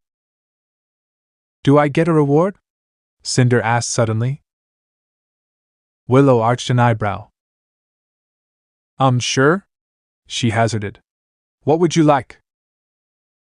Her child latched onto her sleeve with frightful intensity. A weapon! Like yours! Really? Naruto chuffed. You want to use a rapier? Is that a good idea? When Cinder dithered, it was Summer who came to her rescue. Well, she doesn't quite have the reach for a rapier just yet, maybe something like it would work? Cinder all but rounded on her, but the cloaked huntress paid her wide eyes no mind. You're still growing after all, so you need something that suits your size. Something you can grow into. She paused to thumb her chin in a brief fit of thought. A pair of short swords, maybe? She considered. Perhaps with a mecha shift for range functionality? Like a bow? Would you like that? Cinder bit her lip. If you think it's a good idea. Better than being unarmed, certainly. Though it won't do her much good if she's this weak. Cinder nearly flew at her before Willow managed to tug her backwards. Don't be a bitch, Raven. Summer clicked her tongue. Summer's got the right of it. Naruto shrugged, missing the sudden spark in Cinder's eyes and outright ignoring the sullen scowl Raven shot at his back. I'm sure we can get what's to make something for you once we're done here. You can give him the specifics later. Still, his lips pursed when her bright gaze widened with glee. Are you sure that's what you want? More than anything. Cinder nodded rapidly, dark tresses swaying with the motion. Then her gaze found Willow. You'll teach me how to use it, right? Willow practically melted on the spot. Blasted girl. Worse, she didn't think Cinder was even aware of what she was doing? Alright again. Naruto clapped his hands. Who wants to try next? Me. Summer blitzed him with a laugh. Naruto yelped. Hey! Hey! For the first time since they'd begun their exercise, Naruto actually yelped in surprise. What the hell? Kurama joined him a moment later. She wasn't that quick a minute ago. Where did this come from? Even with ample forewarning and her close proximity, he'd made the mistake of underestimating Summer Rose, of lowering his guard in the face of someone he thought to be harmless. It cost him more than he would like to admit. He heard her scythe deploy with an ominous clank and instinctively stepped backward to give himself some space but even then he barely got his prosthetic arm up in time. Summer was fast. Not the fastest thing he'd seen in his day, not by any measure mind you, but she easily stood in the top 10. Her scythe slammed down against his metal limb, and he felt his shoulder creak pleasantly beneath the weight of her strike as he held her at bay. It wasn't a bad cut either, not by any means. Summer was strong, stronger than someone her size should be. He actually had to put some effort into keeping her at bay in his normal state. It was something of a pleasant surprise. When he cut out at her with his spear, she pivoted against her scythe, planted both feet against his arm and leaped away in a wild whirl of light. Her feet barely brushed the ground. Then she was on him again. Credit where it was due, she was very much a master with her weapon. Compared to that, Naruto knew his spear skills were paltry by comparison. But he was still stronger. Faster. Summer knew that, and sought to take full advantage of his handicap, keeping him on the defensive for as long as she could. Naruto fought back in kind. They fell into a mad melee of whirling strikes and kicks, no rhyme or reason to a single movement, raging across the courtyard like a pair of mad demons. Naruto loved every minute of it, even as they descended into a whirlwind of steel once more. How long had it been since he'd been able to fight like this? It felt good to stretch his muscles again, even in a purely physical capacity like this. For better or worse, his bout with Willow had gotten his blood up and now he didn't want to simply teach. This was a simple spar, not a fight to first blood, or even to the death. They weren't going to stop until someone dropped. You never would have known it by watching the two of them. For all her smiles and silly nature, Summer fought like a woman possessed. Her sides seemed to blur and twist before his very eyes, striking like a viper at his defenses, a viper he beat back time and time again. Anyone else would have been hard-pressed to keep up with her. Naruto fought harder. Faster, even as he actively held back the lion's share of his strength. Summer's skill made him work for it. change things up," Kurama said when he failed to penetrate her defenses for what felt like the umpteenth time. "She's getting overconfident, and it's time we put this thing through its paces against a proper opponent." "Properly?" "Having trouble?" Summer tittered happily when they crossed blades again. "I can slow down, if you'd like." Naruto twitched. "BP, was she?" That was his line. "Funny," he growled back at her. "I was just thinking the same." His boot stomped on her side with an ominous crunch, forcing her broke their clash and bolt before the blade could buckle. With a few practiced flicks of his fingers, Naruto seized the advantage and collapsed his spear into his prosthetic arm in favor of a different weapon. Summer saw the mecha shift immediately, and her scythe swept down to ring the casing like a gong, jarring all the way up to his very shoulder. Thankfully his arm held fast, thank you Watts, though his feet dug deep furrows into the ground as he weathered the strike. It would have been easy to lash out there, but he didn't. He chose not to, knowing she'd simply bolt again. Despite himself, Naruto grit his teeth and endured. When he reared up to shove her and her weapon away, she simply bounced off a hedge and closed the gap again. Say what you would about Summer Rose, but she was persistent. Recklessly so, and this time, to her detriment. Naruto didn't move. Even as he saw the white of her eyes and more, even as he glimpsed his reflection in the bladed edge of her scythe. In the distance, he heard Willow and Cinder cry out. His metal arm snapped upward. "Gotcha!" Sparks flew, cylinders ignited, and dust sparked furiously as a bloody inferno flooded Summer's vision at point-blank range. It struck the cloaked huntress dead on, until it didn't. There was another flash of white light her semblance, as she twisted her body to the right and swept through the fire and the flames. He heard the crackle of aura as the fire sizzled against her body, yet she didn't take so much as a lick of damage. In an instant she closed the gap and burst through, heedless of the fading flames licking across her form.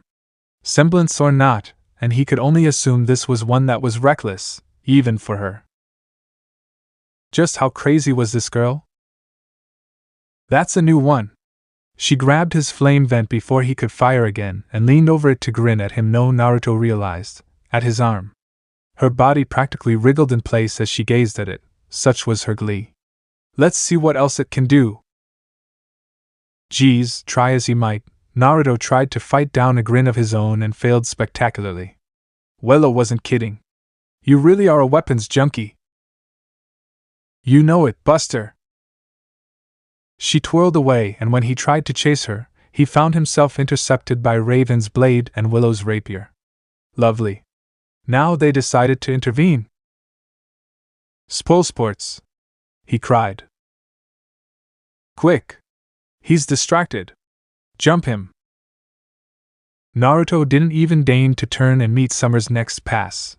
He simply removed his jacket and flung it over his back when she ambushed him, as he'd known she would. Overcommitted to her headlong rush and unable to adjust her course in time, the agile huntress flew headfirst into the coarse garment. It wrapped right around her startled face and sent her tumbling to the ground. Then, as she flailed in the dirt, he palmed a knife and struck her across the head with the hilt before launching it at Raven. Caught in mid-charge, the swordswoman abandoned her ambush and darted aside, only for Willow to close in on him and force him turn his attention to her once more. He gladly gave himself to the conflict that followed. They carried on like that for a good while. Summer harried him with her speed while Raven and Willow closed the distance. Every now and again Cinder would fire off a shot of her own from a distance, though he simply used the back of a hand to smack those away rather than avoid them. It was rough, it was sloppy, but it was teamwork. Granted, he wasn't actively exerting himself, wasn't using anything more than senjutsu to harden his skin, and while his intuition told him Summer was holding back as well, likely keeping some dangerous trick in reserve, Willow and Raven gave their all, and it showed. Finally, one of them made a mistake, a weak link in the chain that he immediately seized upon. When Willow came in low with her rapier, he diverted with his right and saw his opportunity. Rather than let the weapon pass him by, he reached out and seized its thin edge with his right hand. A quick yank ripped it out of her grasp and sent her crashing to the floor. Raven cut out at his extended limb in a blatant attempt to capitalize on his weakness, unaware of the trap he'd led her into. While he wasn't willing to break Sable, the same couldn't be said of Omen. His left hand seized her weapon not by the blade, but at the hilt, and squeezed down. Hard. Metal crumpled under his fist as he drew into a smashing knee. Raven folded against the blow just as Summer flashed into existence behind him, to which he drove the butt of his staff into her back, sending her spinning away with a yelp. In a single flowing movement he struck out with an ankle, hooked the back of her knee, and bore her down the ground. Willow stumbled upright, reaching for her rapier, only to freeze as his boot came down on the blade and kicked it away. Cinder soon realized she was the only one still standing, and only then out of mercy. No fair. Summer sprawled flat on her back. Rematch. I want a rematch. No more. Willow joined her a heartbeat later. Too fast. Raven gurgled breathlessly. Absolute bastard. Naruto blew out a quick breath, slapped his whiskered cheeks, and straightened his breath. Not a bad workout, all things considered. Still, he wasn't satisfied with this. He'd only just hit his stride, yet everyone looked a right and proper wreck. Had it really ended that quickly? Round 2? They all groaned. He would have said more, had he not heard the approaching footsteps in the distance. Miss Willow? A servant called out to them, catching his attention. Your father was looking for. Naturally, the curious shinobi turned to see just who had called out to them. He immediately regretted that decision. At first he paid the maid had to be with that kind of outfit little heed at all beyond her appearance. He wasn't particularly interested into any of them, and while this one looked vaguely familiar, his mind was still coming down from an adrenaline high, and he wasn't thinking clearly at first. Still, her faunus features were distinctive enough to remember, for a pair of dark rabbit ears jutted up from a curtain of dark auburn hair, and oh dear. A pair of dough-brown eyes rose to meet his and widened as she trailed off with an ashen emotion that could only be called dread. Her ears drooped when she saw him. You! Do we know her? Kurama frowned. I think we do. It was with a pang of awkward guilt that Naruto found he actually recognized this young woman, though only distantly. This was the same servant he'd seen some days before. Back when he'd had his first breakdown and smashed a hole in his bedroom wall. She'd bolted before and looked fit to do so again now. She took a sharp step back and her retreat was only forestalled by Willow clambering to her feet. In quick succession she flagged the maid down, took her aside, and had words with her. Whatever was said between them, well, he tried not to hear it. When Willow came back to him, her face was stony. Father wants a word with you. Alone. Excuse me? As I said, we have more than 36 faunus on our doorstep asking for you. Nicholas arched a bemused brow and reclined behind his desk as Naruto blinked back at him incredulously. They claim to be from the White Fang. I take it this is your doing? Naruto looked left. Then he looked right. He pinched himself to make certain he hadn't fallen back asleep. Unfortunately, that didn't seem to be the case. He'd had a bad feeling about this and thusly left Cinder with a clone much to the girl's surprise. But these were hardly the words he expected to hear. He nearly expected Ashpin to be here as well, but the man was nowhere to be seen. Suspicious. He still didn't quite trust that one. But Nicholas was expecting an answer, and he felt obliged to give one. I may have said some things last night, he granted with a grimace, glancing over his shoulder. Many things. Loud things.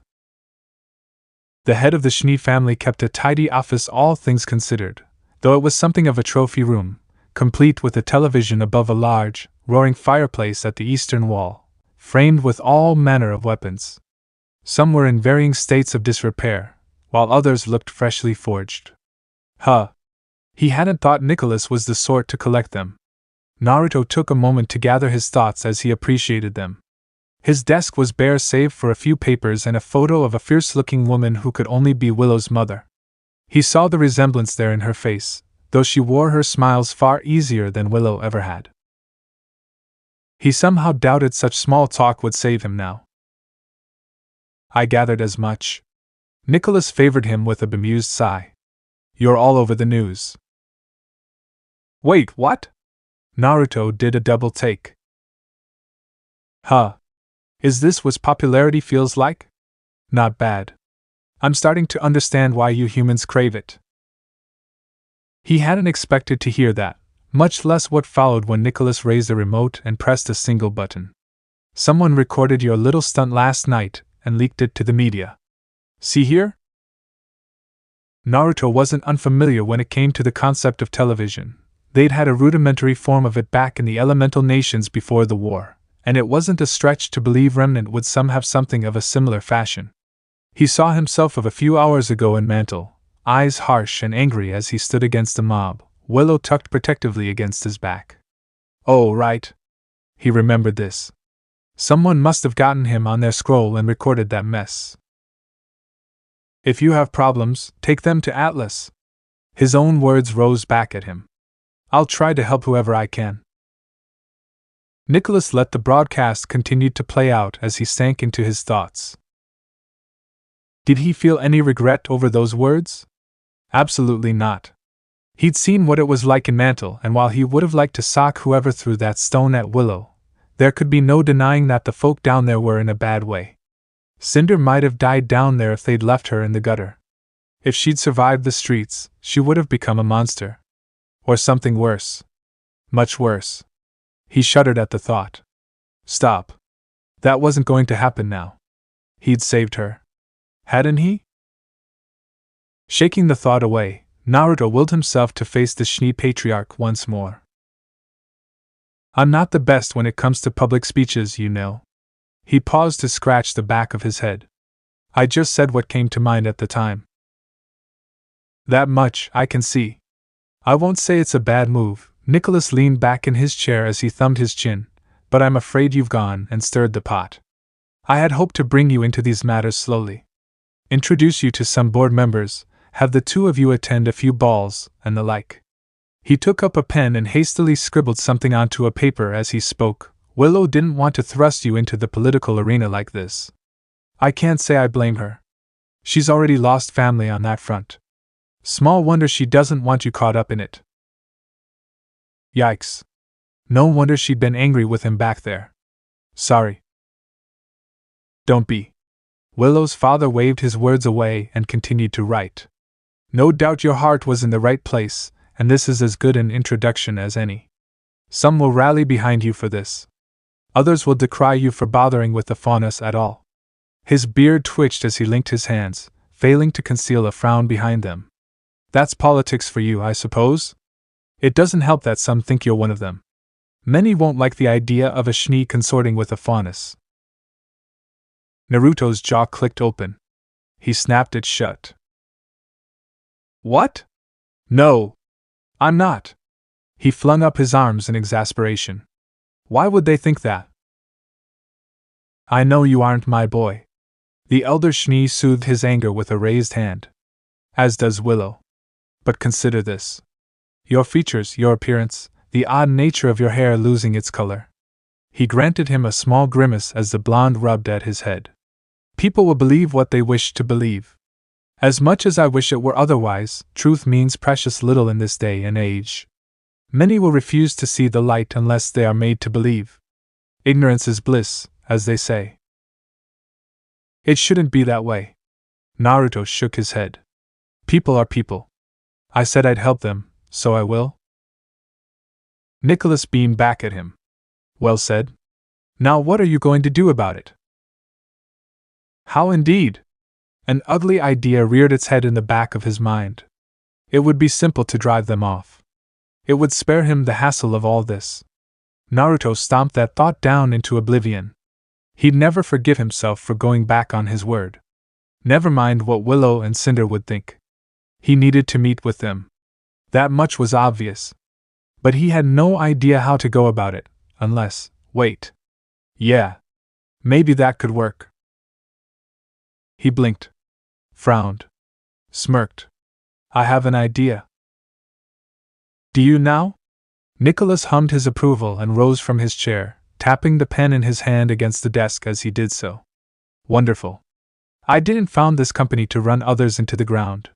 Still, I can't deny that you've created an opportunity. I'd like to seize it while we still can. How so? Naruto frowned. I'm glad you asked. The elder Schnee all but leaped at the chance to explain. We can use this chance to better the lives of the people. Make no mistake, whatever you do today, whatever you say, they will be watching you. Naturally, you'll have my backing in this, of course, but you're the one they want to hear from, not me. Oh, blast it. His right hand spasmed suddenly and the pen slipped from his grasp. Naruto saw it and pounced. Are you all right? Nicholas didn't immediately respond. Rather, he slumped back into his chair and forced his pale fingers into a fist. After what felt like an eternity, the tremors ceased. Even then, he didn't relax his hand immediately. Naruto felt something twist inside him at the sight. He didn't like seeing others in pain, much less a decent man like this. Tremors weren't something you should ignore. They could become seizures or worse. The man could be ill for all he knew, and he had no way of knowing the truth. I'm sorry you had to see that, my boy. The elder Schnee laughed, but this time it sounded brittle. Fragile. Call it the legacy of a well-spent youth. Isn't it supposed to be misspent? He asked. Ha! The Schnee chuckled at that. I know what I said. Believe it or not, I was quite the dashing rogue when I was your age. Oh, the tales I could tell. His eyes went dim with a pang of memory, and he pulled himself back from the brink. Now? I'm getting old. Rough fingers massaged his fist as he regarded his writing hand with a rueful air. Not as spry as I used to be. Can't move quite as fast as I'd like to, can't fight as hard I used to. It happens to us all. It doesn't matter. The SDC will be in good hands when my time comes. Those spasms didn't look normal. Is there any treatment? Naruto dithered for a moment, torn between anxiety and hesitation. Nicholas had been a good host to him, no better than a good host.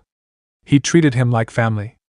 He deserved better than the frailty that came with old age. Damn it, he wasn't even sure how old he was at all. All that white hair and that great bushy beard made it nigh on impossible to discern his true age. Is there anything I can do? Still, he had to ask. Nicholas granted him a bemused smile. Can you turn back the clock? No. Now it was Naruto's turn to flinch. He had many gifts, but that wasn't one of them. And yet... Here. He rolled up his sleeve and leaned forward, baring his marked palm to Willow's father. Let me try something. Before the old man could think to protest, he laid his fingers over this clenched fist. It took some effort, but he willed a quiet pulse of chakra through his hand. His mark had helped him before in the past. Surely it could do something about this. Anything was better than standing idly by and allowing Willow's father to suffer like this. When nothing happened, he tried again, forcing the chakra from his palm and into his patient. Nicholas straightened almost imperceptibly in his chair. Oh. He blinked rapidly. That feels quite nice. You've numbed the pain somewhat. I just treated the symptoms. They both knew wasn't enough, and it made him frown. It's not a cure. There is no cure for old age, son. Nick patted his arm as he withdrew.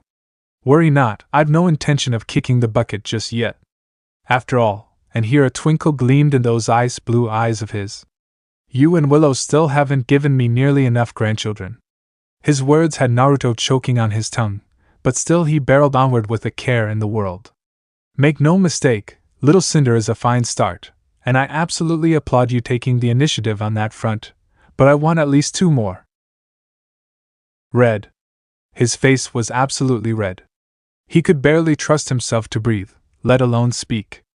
That was a low blow, old man. Nick chuckled. I'm a businessman. I can be quite pragmatic when I want to be. Which reminds me. If you would indulge this old man a moment more. With a ponderous creak, the ski patriarch dragged himself out of his chair and stood, then circled the desk to meet him. Naruto moved to stop him halfway, fearful that he might suffer another attack or worse, but was summarily waved down until he came within range. The moment he did, a gloved hand clamped down on his shoulder with surprising force and drew him close. Naruto allowed it, even as his instincts bristled. Suddenly the jolly giant was nowhere to be found, his bright smile replaced with an inscrutable expression. I want you be wary of Ojibin. Naruto and Kurama snorted in flawless unison.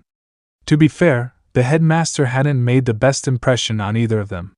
He didn't seem wicked, or even suspicious, but he was just odd. Never mind that they couldn't get a read on his emotions, never mind that he tried to poach Willow, never that his smile never quite seemed to reach his eyes. Even putting all that aside, he just couldn't bring himself to feel comfortable around him. It was as if some sixth sense were shrieking at him, telling him the cane wielder was more than he seemed. You don't have to tell me twice, he grumbled. There's something off about him. Nicholas shook his head. Make no mistake, Ojibin is a good man, and a sworn friend of mine. A bleak look flitted across his and that grizzled beard. He's dedicated his life to preserving peace and keeping the grim at bay. But I wouldn't trust him with my daughter's life. Or yours, for that matter. Those blue eyes reminded him of a frozen lake now, perilous and deep. He wants to recruit you. You and Willow both. He made his intentions quite clear to me last night. There it was again, that strange, nebulous feeling of dread. I'm not interested. I already told him that. Thankfully, either is Willow. Nicholas patted his shoulder once, and stepped back to brace his aching joints against the face of his desk. The world has enough hunters and huntresses for the time being. But this won't be the last you hear of it. He's persistent. And charismatic. More than you know. He scowled. If it comes that I'll deal with him. Will you? Quick as a flash, that dark shadow fled from the Schnee's face. My dear boy, why do you think you haven't seen Ojibin today? Did you think he simply forgot about you and Willow? So soon? Naruto shrugged awkwardly. He was busy? In a sense, because I've kept him occupied. Paperwork is the bane of all men. A merry twinkle flashed through those ice-blue eyes. But I won't always be there to run interference for you. There are secrets you should know of, dangers of which you aren't aware, but well, if I were to reveal them, it would fix his focus firmly on you. I shouldn't be the one to tell you them. He blew out a sigh and forced himself to stand once more. I'm not trying to poison you against him, mind you. On the contrary, he's a force for good. But sometimes sacrifices are made for the greater good. What say you to that? Something in him physically recoiled. I wouldn't sacrifice my friends for anything. And if you had no choice? Nicholas stepped forward in challenge. What if you couldn't save everyone? What then? There's always a choice. Naruto butted his head against his. I'd find a way to save everyone. Those piercing snowy eyes regarded him for a long moment. You wouldn't, would you? Nicholas chuckled suddenly, and it sounded a rusty and bitter thing indeed. I can see it in your eyes. You'd gladly throw yourself into the fire for those important to you. With your skills, it just might be possible. Which brings me to my next question. Those jagged chips of ice turned colder than a raging blizzard as they focused on him. I once asked you if you would die for my daughter. Do those words still ring true? Even now? Naruto lifted his chin in mute defiance, and dared him to object. Fair enough. Nicholas relented ruefully. I can see you haven't wavered. You seem to be staying the course. What in blazes did that mean? Well, color me impressed. The old geezer's scary. Naruto agreed wholeheartedly. Nicholas Schnee wasn't some doddering old businessman as he'd first suspected. This was a warrior. Past his prime perhaps, but still dangerous. Very much so. For an old man who claimed to be in his twilight years, he'd moved pretty damn quick just now. This man must have been a monster in his prime. Now's not the time for this, I suppose. Unaware of their inner argument, Nicholas shook his head and wrapped an arm around his shoulders. Perhaps I'm being paranoid. We'll speak on this later. There are more important matters to attend right now than the whims of an old man. Such as grandchildren? Naruto groused. That drew a sunny smile from Nicholas. But of course. Sir? A servant poked their head inside the room before either could speak again. They're ready for you. A sudden case of nerves hit Naruto like a jackhammer, and his legs locked up. Not quite fear, but anxiety all the same. He tried to master it, but it somehow wriggled through his fingers and took root deep within his heart. By all accounts, the White Fang were a peaceful organization. What if he screwed up? What if he said something that turned them violent? What if? He couldn't risk sending a clone either, for fear of any mistakes the doppelganger might make in his stead. Never mind that weird dream. Blast it all! When did everything get so complicated? Well, time waits for no man, it seems. Nick patted him on the back. Ready for your crowning moment? Naruto gulped. Not really. My boy, you're the hero of the hour. He chortled softly. Surely you don't intend to hide away in your room for the rest of your life? Can I? Please? Nay. Nicholas boomed a laugh and swatted him on the shoulder. Out with you. Say what you would about Nicholas Schnee, he was stronger than he looked. That half-hearted swipe slapped Naruto's shoulder, bowled him through the doors, and propelled him forward into the hall. He would have flown a fair bit farther too, if not for a conveniently placed glyph catching him in the air. Thank you, Willow. Best girl. Another thought occurred to him as he landed. Were you eavesdropping on me? Her eyes flitted away from his. I have no idea what you're talking about. Aha. He sensed a faint trickle of guilt from her, threaded by naked embarrassment. Willow. Never mind that. You look awful. She tugged him upright and numbly. He let her fuss at his jacket for a few moments before he registered what was happening to him. Was it really so bad that father threw you out of his office? Crap. The speech. He'd forgotten for a moment. One sweet, blissful moment. You gotta help me. He reached out, grasped both her hands like a lifeline and squeezed them tight. Please don't make me do this alone. I don't even know these people. Help with what? He told her. Words spilled out like water. Willow listened, momentarily taken aback, but she listened nonetheless.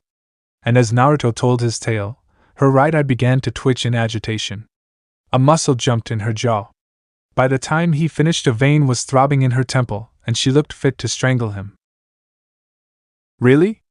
The word itself was a growl. The White Fang?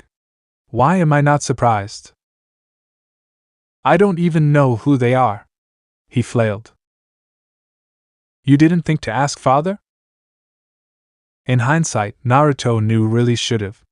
His mind had just been occupied, both with Nicholas and others' matters. Should he tell her about the seizure he'd seen? No. That would only hurt her. Ashbin, nope. Nope. He was another can of worms altogether, but telling her now would only worry her. In the end, he settled for a soft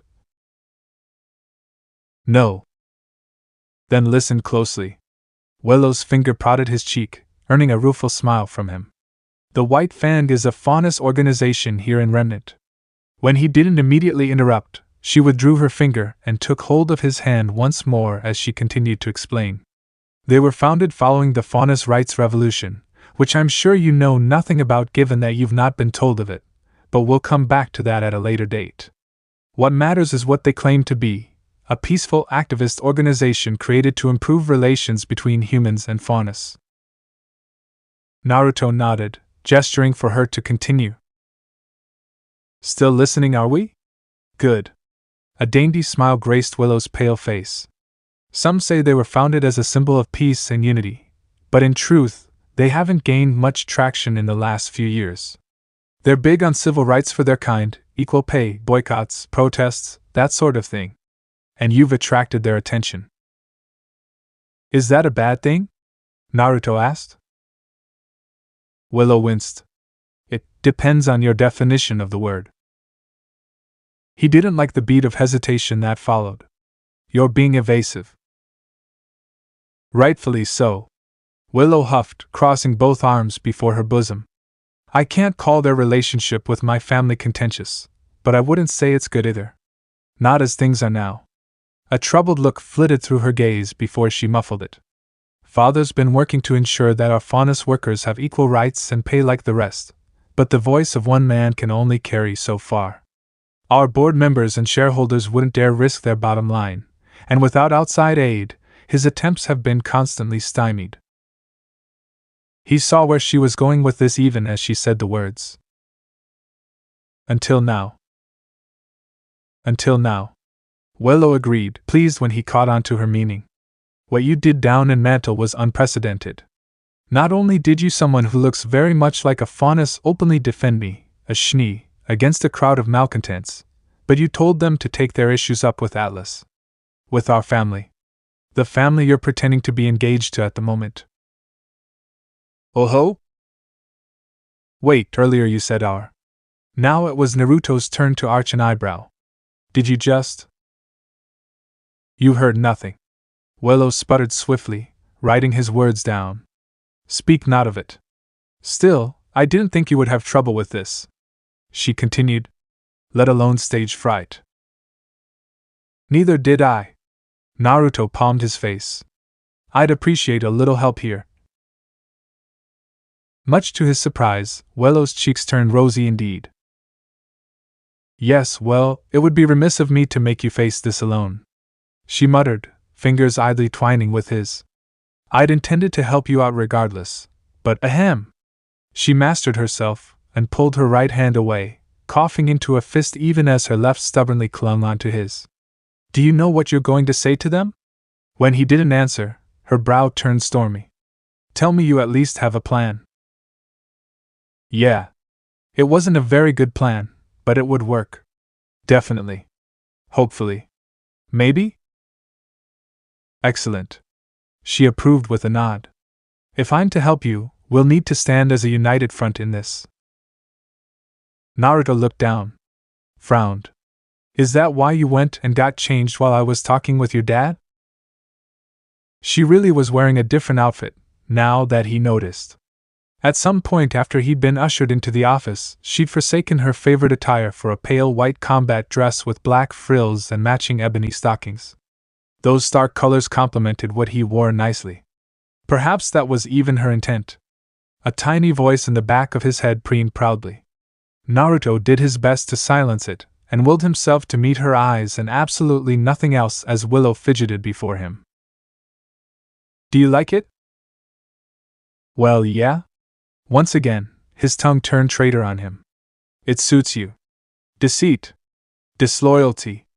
Duplicity. Is that so? Her lips curled in a subtle smile. Why would I lie? Not again. Willow's pale face turned red and she nearly burst into a cloud of steam. Before he could take the words back, her fingers clamped down on his wrist, and she all but dragged him down the main hall. Naruto didn't resist. It didn't take a genius to see where she was taking him. Towards the entrance. His ears pricked up, finally aware of the noise beyond. Even behind closed doors, even from this distance, he could hear them, dozens of raised voices asking questions. What he wouldn't give for a distraction right about now, and why was Willow so red? Before he could ask why, she slapped the door open and together, they stepped out into the light. The first thing Naruto noticed were the cameras. It was impossible not to notice them. A sharp series of staccato flashes greeted his gaze the moment he and Willow stepped outside, threatening to drive them blind on the spot. Squinting did Naruto no good, Even closing his eyes and shielding his face with an arm provided only a temporary reprieve from the onslaught. Beside him, he heard Willow whisper something exceedingly unpleasant. Whatever it was, he seconded it. Firm fingers close around his and squeezed with desperate strength, when he returned faintly so as not to break her hand. Someone saw it, gasped, and the cameras flashed anew. Nicholas had failed to mention the press. Probably intentional on his part. Wily old geezer. Damn paparazzi.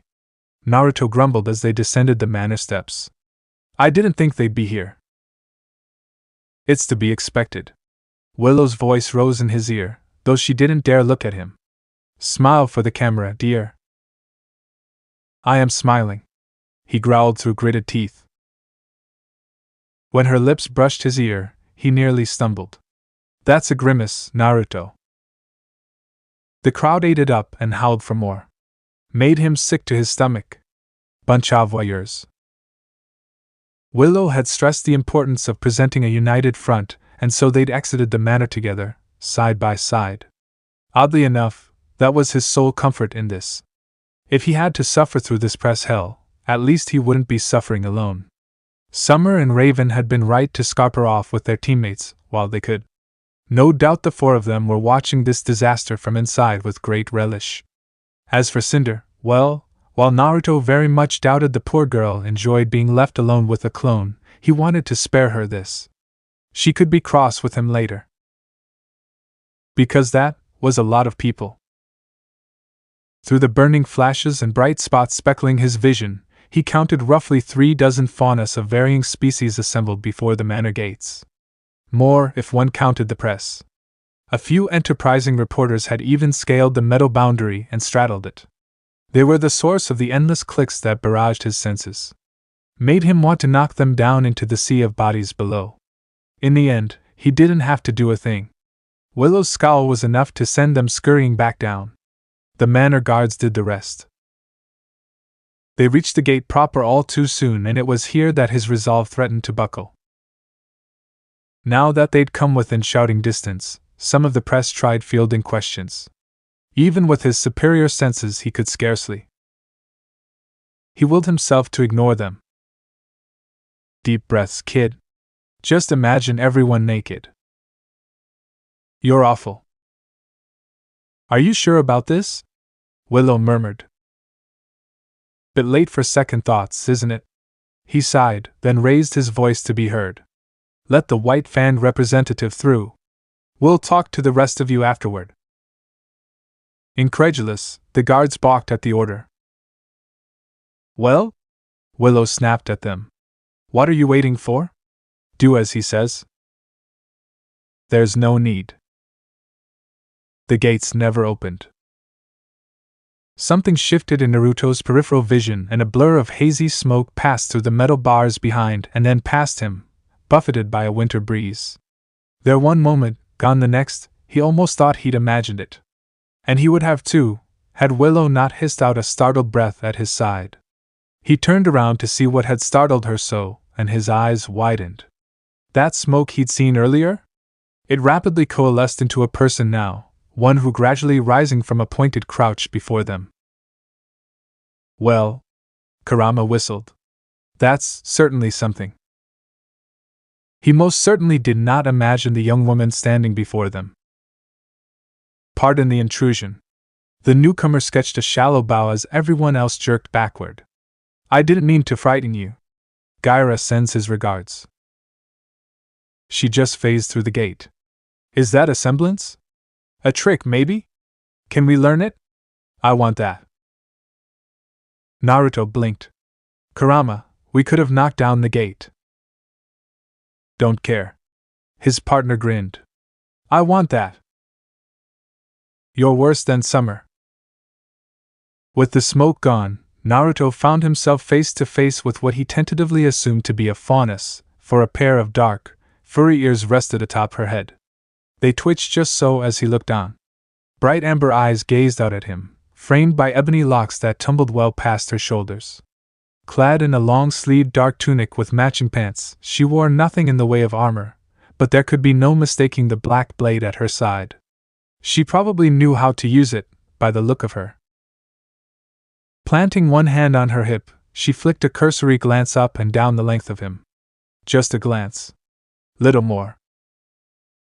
So, she hummed. You're the one Sienna's been jabbering about. When she offered him her hand, he took it. Hell of an entrance. And you are? Callie Belladonna. Her smile shone brighter than the sun as he clasped her palm in her own. It's a pleasure to finally meet you. Sienna's told me quite a bit. I thought you'd be taller. There it was again. That bloody blasted name. An uncomfortable sensation tickled the furthest reaches of Naruto's mind like an old feather duster. Sienna? Had he heard that somewhere before? Yes? No? Maybe so? Was it important? Probably wasn't. Except, he felt like it was. Semantics. If it was important, he'd remember it sooner or later. Eventually. Hopefully sometime soon, judging by Willow's frigid glare burning into the back of his skull. Right. White Fang. Talks. Focus. I take it you're the representative, he said. For the time being. Callie tilted her head, considering the two of them for a long, piercing moment. You told us to come. Here we are. Let's talk. Willow smiled. It frightened him. She squeezed his hand until he felt the bones begin to creak. Yes, by all means, let us have a chat. Naruto blew out a sigh.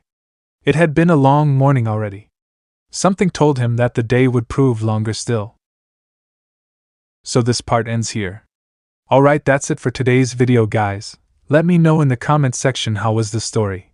And also don't forget to like, share and subscribe. I will meet you in another video. Bye bye.